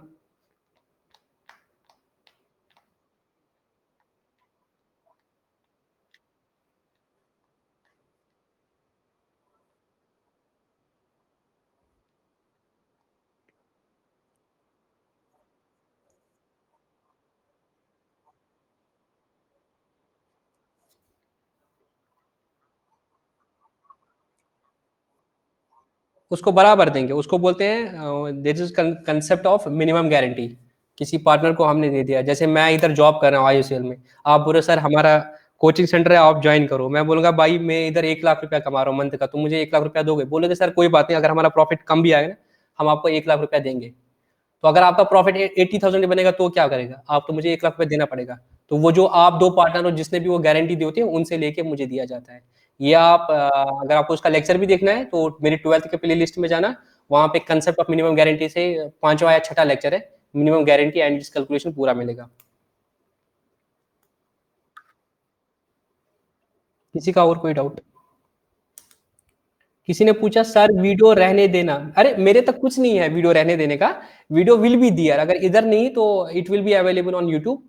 और अगर आप में से जो भी बच्चा इधर ज्वाइन कर रहे हैं ना, तो शायद आप ना रिकॉर्डिंग्स में जाना, इधर जो है ना आपका बैच में, उधर रिकॉर्डिंग लेक्चर्स का एक टैब आता है, उसमें देखना उधर ही अपलोड हुई होगी जब भी होते। मेरे तक नहीं है ये, बैक एंड में इनका है, but please try to be on time. मैं भी ऑनेस्टली 9:30 से ही रेडी होता हूँ, या मेंटली बोलो तो मैं सुबह से रेडी होता हूँ कि आपका सेशन लेना है 10 बजे। तो वहां पे ही होता है, बट हो सकता है कभी मैं रिकॉर्डिंग करना यहाँ पे भूल गया, वो यहाँ पे मुझे रिकॉर्डिंग का टैब क्लिक करना हो, अगर मैं भूल गया कभी करना तो फिर नुकसान हो सकता है, और मुझे नहीं लगता कोई प्रॉब्लम होनी चाहिए। मैं यही बोल रहा ना, मैं क्यों ये कर दिया, ये व्हाट्सएप ग्रुप अलग से बनाता है, मैं तो सबको आईडी दे सकता, बट मैंने देखा है जो मुफ्त की चीजें दी जाती है ना, तो लोगों को उसमें उतना वो नहीं रहता है कि भाई ठीक है ना बाद में देखेंगे। बट जब पैसे देने होते हैं तब बोलता है एक एक रुपया, मतलब वो ना वसूल करने की बात आती है फिर वहां पे, तो बंदा बोलता है एक एक मिनट क्यों जाया करूंगा, क्या पता इसी में कुछ सीख जाऊंगा।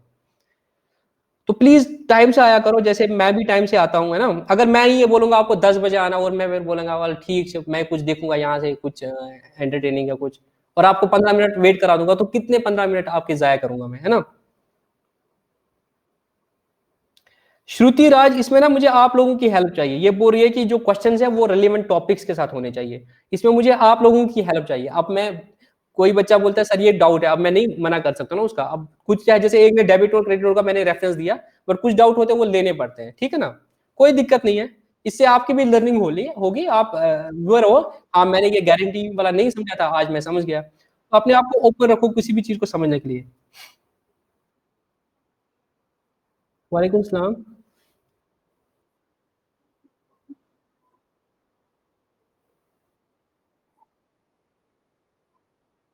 हम्म। हम्म। हम्म। हम्म।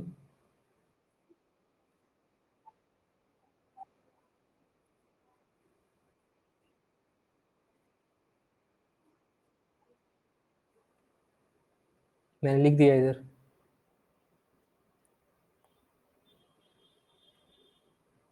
दिखा मैंने क्या लिखा।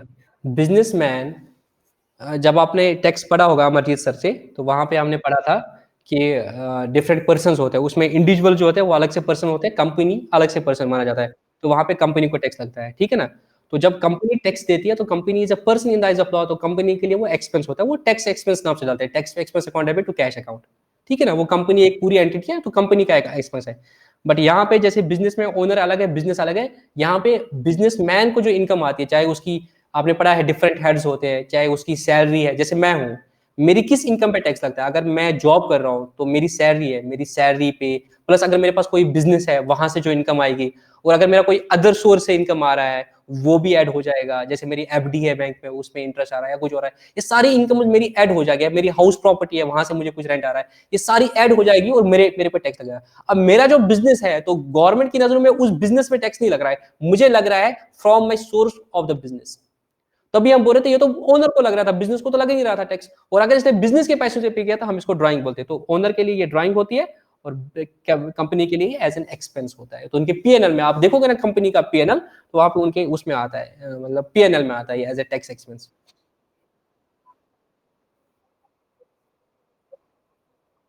हम्म। अलग क्यों, इन व्हाट सेंस।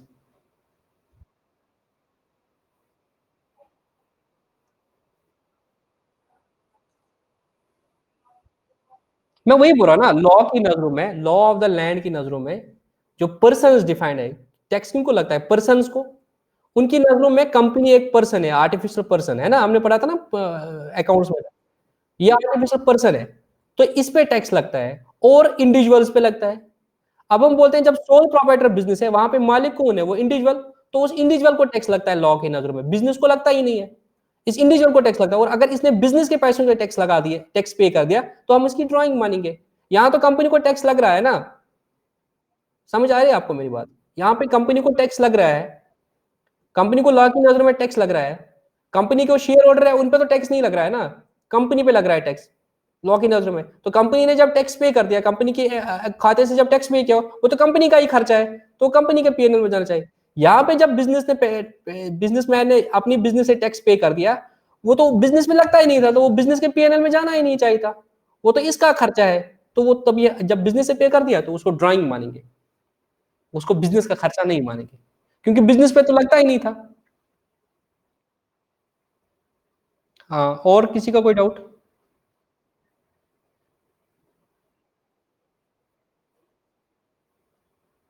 कोई डिफरेंस नहीं है दोस्त, नॉमेनक्लेचर है। कुछ लोग पावर ब्रेक बोलते हैं, कुछ लोग हैंड ब्रेक बोलते हैं, है ना? वही डिफरेंस है।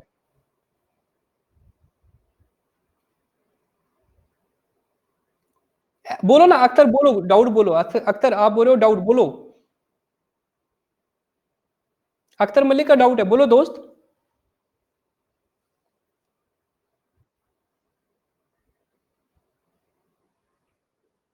यार ये डेडलाइन वाली बात ना, मैं वो मतलब मैं किसी को मना नहीं कर सकता यार कि 10 मिनट रखो। हाँ बोलो। अत्तर का कोई डाउट था, मैं उसका वेट कर रहा हूँ। हाँ बोलो बोलो।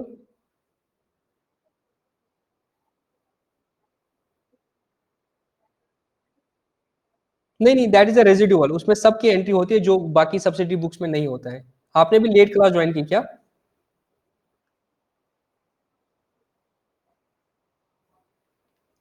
मैं तो शायद दो 5-10 मिनट उसको एक्सप्लेन कर दिया कि पहले हम जो बोलते हैं ना कि हम जर्नल करेंगे, तो हम हमारे जहन में जो होता है ना वो जर्नल प्रॉपर ही होता है कि हम जर्नल प्रॉपर में एंट्री करेंगे। तो जर्नल प्रॉपर कुछ नहीं है, आप रखो ये डे बुक है, इसमें एंट्री करेंगे।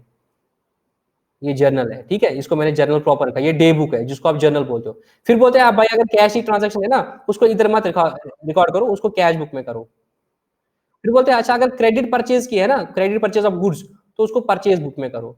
अच्छा अगर क्रेडिट सेल ऑफ गुड्स है ना, तो उसको इधर मत करो, उसको इधर करो, सेल्स बुक में। अच्छा अगर परचेज रिटर्न हो रहा है ना, तो इधर इधर मत करो, इधर मत करो, जब मैं इधर बोल रहा हूँ तो इधर मत करो, उसको परचेज रिटर्न बुक में करो। और अगर सेल रिटर्न हो रहा है ना, तो उसको सेल रिटर्न बुक में करो। और अगर बिल्स पेएबल किया ना, तो बिल्स पेएबल बुक में करो। बिल्स रिसीवेबल है ना, बिल्स रिसीवेबल बुक में करो। अब बाकी जो अगर इनके बगैर कोई एंट्री होगी ना, उसी को जर्नल प्रॉपर में करो। जैसे क्रेडिट परचेज ऑफ एसेट की बात हो रही है, आपकी डेप्रिसिएशन की एंट्री है, आपकी ओपनिंग एंट्रीज है, आपकी क्लोजिंग एंट्रीज है, आपको कोई और एंट्रीज है जो इनमें फॉल नहीं करता है। करते हैं हम सारी, हमने बोला था इधर करनी होती है, बट इधर से हमने ऐसी ऐसी चीजों को अलग निकाला, जो बाकी बचेंगे वो इधर हो जाएंगे। इसको जनरल प्रॉपर बोलते हैं।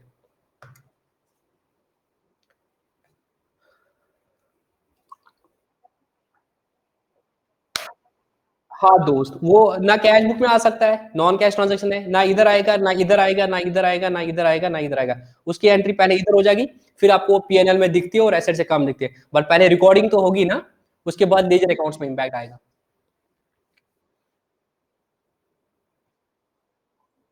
किसकी दोस्त? आप मुझे बताओ डेप्रिसिएशन की एंट्री क्या होगी? किसने पूछा क्वेश्चन? शबीर। शबीर की कैसे?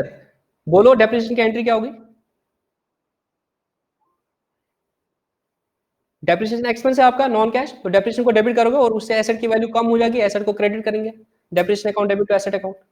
फिर जाके एसेट अकाउंट में उसको कम करोगे और डेप्रिसिएशन के बाद में पीएनएल में जाएगा। यस दोस्त। वालेकुम सलाम।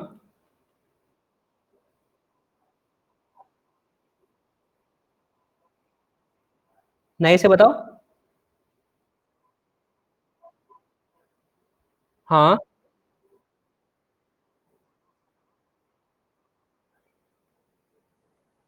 जी।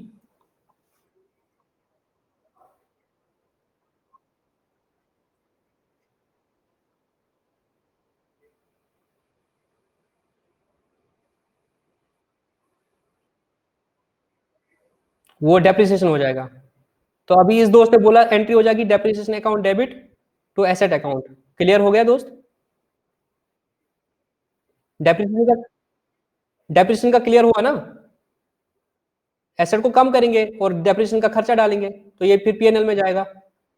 अब आपको रही बात एप्रिसिएशन की, ठीक है ना? अब मुझे कोई एग्जांपल बोलो एसेट की जो एप्रिसिएट होता है। Wait wait wait wait wait wait wait wait wait wait, इसको जिसने क्वेश्चन पूछा दोस्त, मुझे कोई एग्जांपल दे दो जिस एसेट की वैल्यू बढ़ती है। लैंड। आपने जब अकाउंटिंग स्टार्ट कर दी ना, आपने एक कंसेप्ट पढ़ा, हिस्टोरिकल कॉस्ट कंसेप्ट। क्या बोलता है हिस्टोरिकल कॉस्ट कंसेप्ट?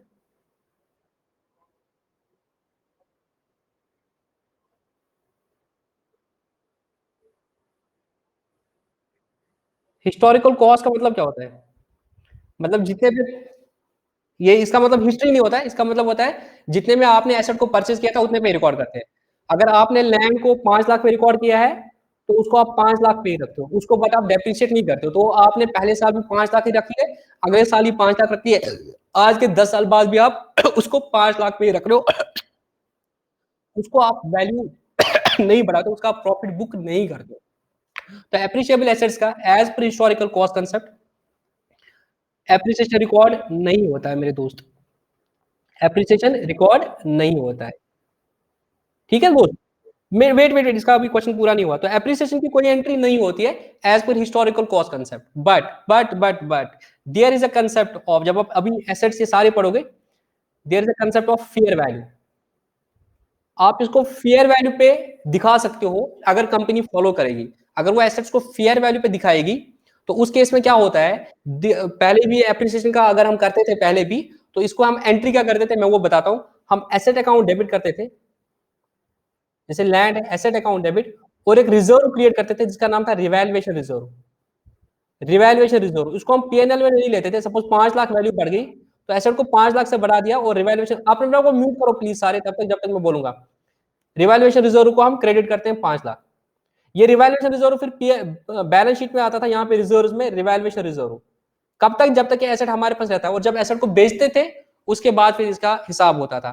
तब तक हम इसको पीएनएल में नहीं लेते थे, क्योंकि हमें कंजर्वेटिज्म कंसेप्ट, रियलाइजेशन कंसेप्ट बोलता था अभी तो रियलाइज हुआ नहीं तो आप उसको पीएनएल में क्यों लोगे, वो चीजें मना करती थी। बट बाकी एसेट्स में फेयर वैल्यू का, लैंड का मुझे चेक करना पड़ेगा, बाकी में फेयर वैल्यू का कंसेप्ट है और आप इसको अपनी इनकम लेते हो। फिर फेयर वैल्यू कंसेप्ट है, आप कॉस्ट पे भी रख सकते हो, फेयर वैल्यू पे भी रख सकते हो। पहले सिर्फ हिस्टोरिकल कॉस्ट होता था तो उसमें एप्रिसिएशन की कोई एंट्री नहीं होती थी, but there is a concept of fair valuation. आप इसको प्रॉफिट बढ़ा सकते हो, एसेट को डेबिट करो और पीएनएल को क्रेडिट करो, है ना, land account debit to PNL. But normally हम करते नहीं है, हम उसको हिस्टोरिकल कॉस्ट पर ही रखते हैं। समझ आया दोस्त? कल आपका, एक मिनट, कल आपका कोई बुरा टॉपिक क्या रहेगा, कल हम कैश बुक, सब्सिडरी बुक जितने भी है, सब्सिडरी बुक्स हमारा टारगेट रहेगा, इंक्लूडिंग द कैश बुक। अब बताओ दोस्त। हाँ दोस्त, नमस्ते। आप बताइएगा मुझे कॉन्ट्रैक्ट, मैं भी सीख जाऊंगा। आप बता दीजिएगा, मैं भी सीखूंगा कंट्रा अकाउंट्स क्या होते हैं। मैंने तो नहीं पढ़ा है कभी कंट्रा अकाउंट्स, आप बच्चों से ही मैं पढ़ रहा हूँ कंट्रा अकाउंट्स। आप बताओ क्या होता है।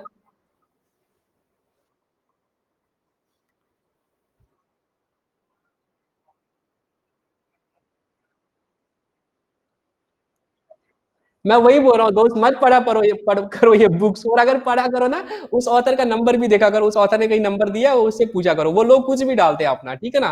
कंट्रा अकाउंट्स कुछ नहीं होता है। हाँ दोस्त, उसको काट दो वहां पे, उनको टाइप एरर हुआ होगा। बाकी आपको ये गूगल वूगल पे कुछ नहीं मिलेगा। मैंने भी सीए की है, मैंने तो कभी नहीं देखे। अगर पता चलेगा फिर भी कुछ है तो मुझे भी अपडेट करा देना। मैं ऐसा नहीं बोलता कि मुझे सारी नॉलेज है, हो सकता है मुझे, तभी मैंने आपको बोला था मुझे भी सिखा दो क्या होता है कंट्रा अकाउंट्स। जी जी। एमोर्टाइजेशन किस पे लगता है दोस्त? इंटेंजिबल होता है, तो एमोर्टाइजेशन अकाउंट खोल दोगे, लास्ट में दोनों जाएगा पीएनएल में।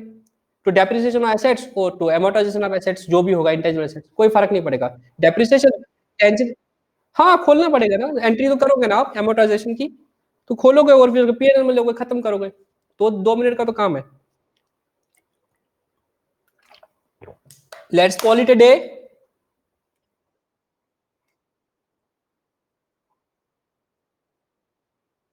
हम्म।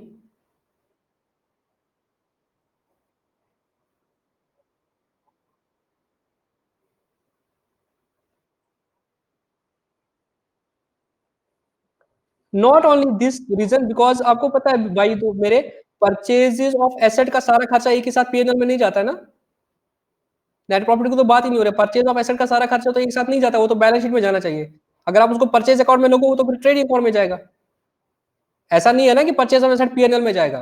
तो ये भी कहना सही नहीं है कि वो नेट प्रॉफिट के लिए है, क्योंकि वो तो बैलेंस शीट में जाएगा, और बैलेंस शीट में उसका सिर्फ डेप्रिसिएशन पार्ट आएगा फिर पीएनएल में। तो ये कहना सही नहीं है। द लॉजिक इज दैट, जो मैंने आपको लेक्चर में बोला, कि अगर वहां पे करोगे वो टोटल में उधर चला जाएगा, बट उसको मैंने वहां पे लेना होता है, तो इसलिए हम उसको अलग रखते हैं।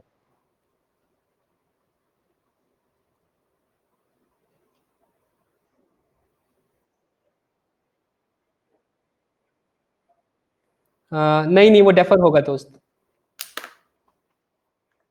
अभी ये एमसीक्यू सीरीज चली ना दोस्त, तो इसको हम कवर करेंगे, ठीक है ना? तो आप सब लोग अभी एटलीस्ट आज 60 अराउंड बच्चे थे, तो इधर हर कोई यही सोच के आ रहा है कि हमें ऐसे ऐसे चैप्टर वाइज करना है, तो कोई दिक्कत नहीं, आपका पेपर तो बहुत आगे जा रहा है ना। मैं आपके अभी ये तो मैं लूंगा इंशाल्लाह जून में ही लूंगा, और फिर तो मैं बाकी आपकी वो फुल फ्लेज टेस्ट होगा। अभी तो हमारी इतनी टॉपिक्स कवर हो रहे हैं, बुक्स कवर हो रही है, अगर स्टैटिस्टिक्स मिला तो पूरा पेपर कवर हो रहा है, तो फिर हम पूरा पेपर 120 मार्क्स का आपको देंगे। और वो ऐसा नहीं होगा जो मैंने देखी बाकी टेस्ट सीरीज, एक एक चैप्टर से 10-10 क्वेश्चन पूछे जाते हैं, वो पूरा फोकस करके होगा, हर टॉपिक में से एक एक दो दो क्वेश्चन।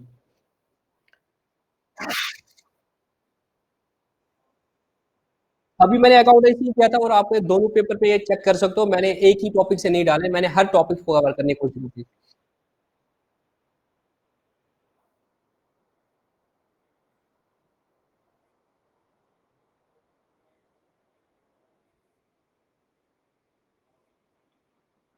नहीं नहीं, जब मॉक टेस्ट पेपर होता है, mock test paper should be as good as exam. मैं तभी भी बच्चों को यही बोलता था कि आप दोस्तों को भी जब पेपर के लिए आओगे, इसको लाइटली मत ले लो वाला, हम ट्राई करेंगे, आप शायद हिंदी ही बोलते हो, हम ट्राई करेंगे देखते हैं क्या होगा, है ना?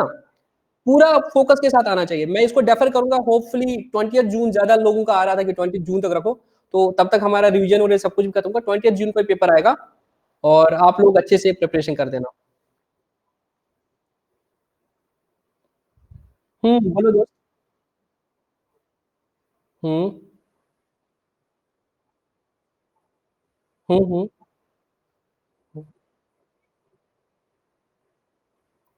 सेकंड वाला हाँ, सेकंड वाला एट पार विद एसएसबी था। थर्ड वाला मैं जरूर रखूंगा, वो थोड़ा सा टफ होगा दोस्त।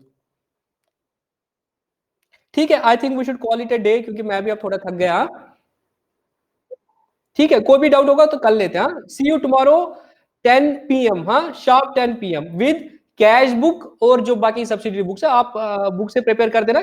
मैंने कल मैं आज दोबारा करता हूँ, गूगल ड्राइव का लिंक मैंने शेयर किया था, उसमें ये एनसीईआरटी की बुक है, अगर आपको देखनी होगी, ठीक है ना, रिवीजन के लिए। चलो मिलते हैं कल, गुड नाइट, अल्लाह हाफिज।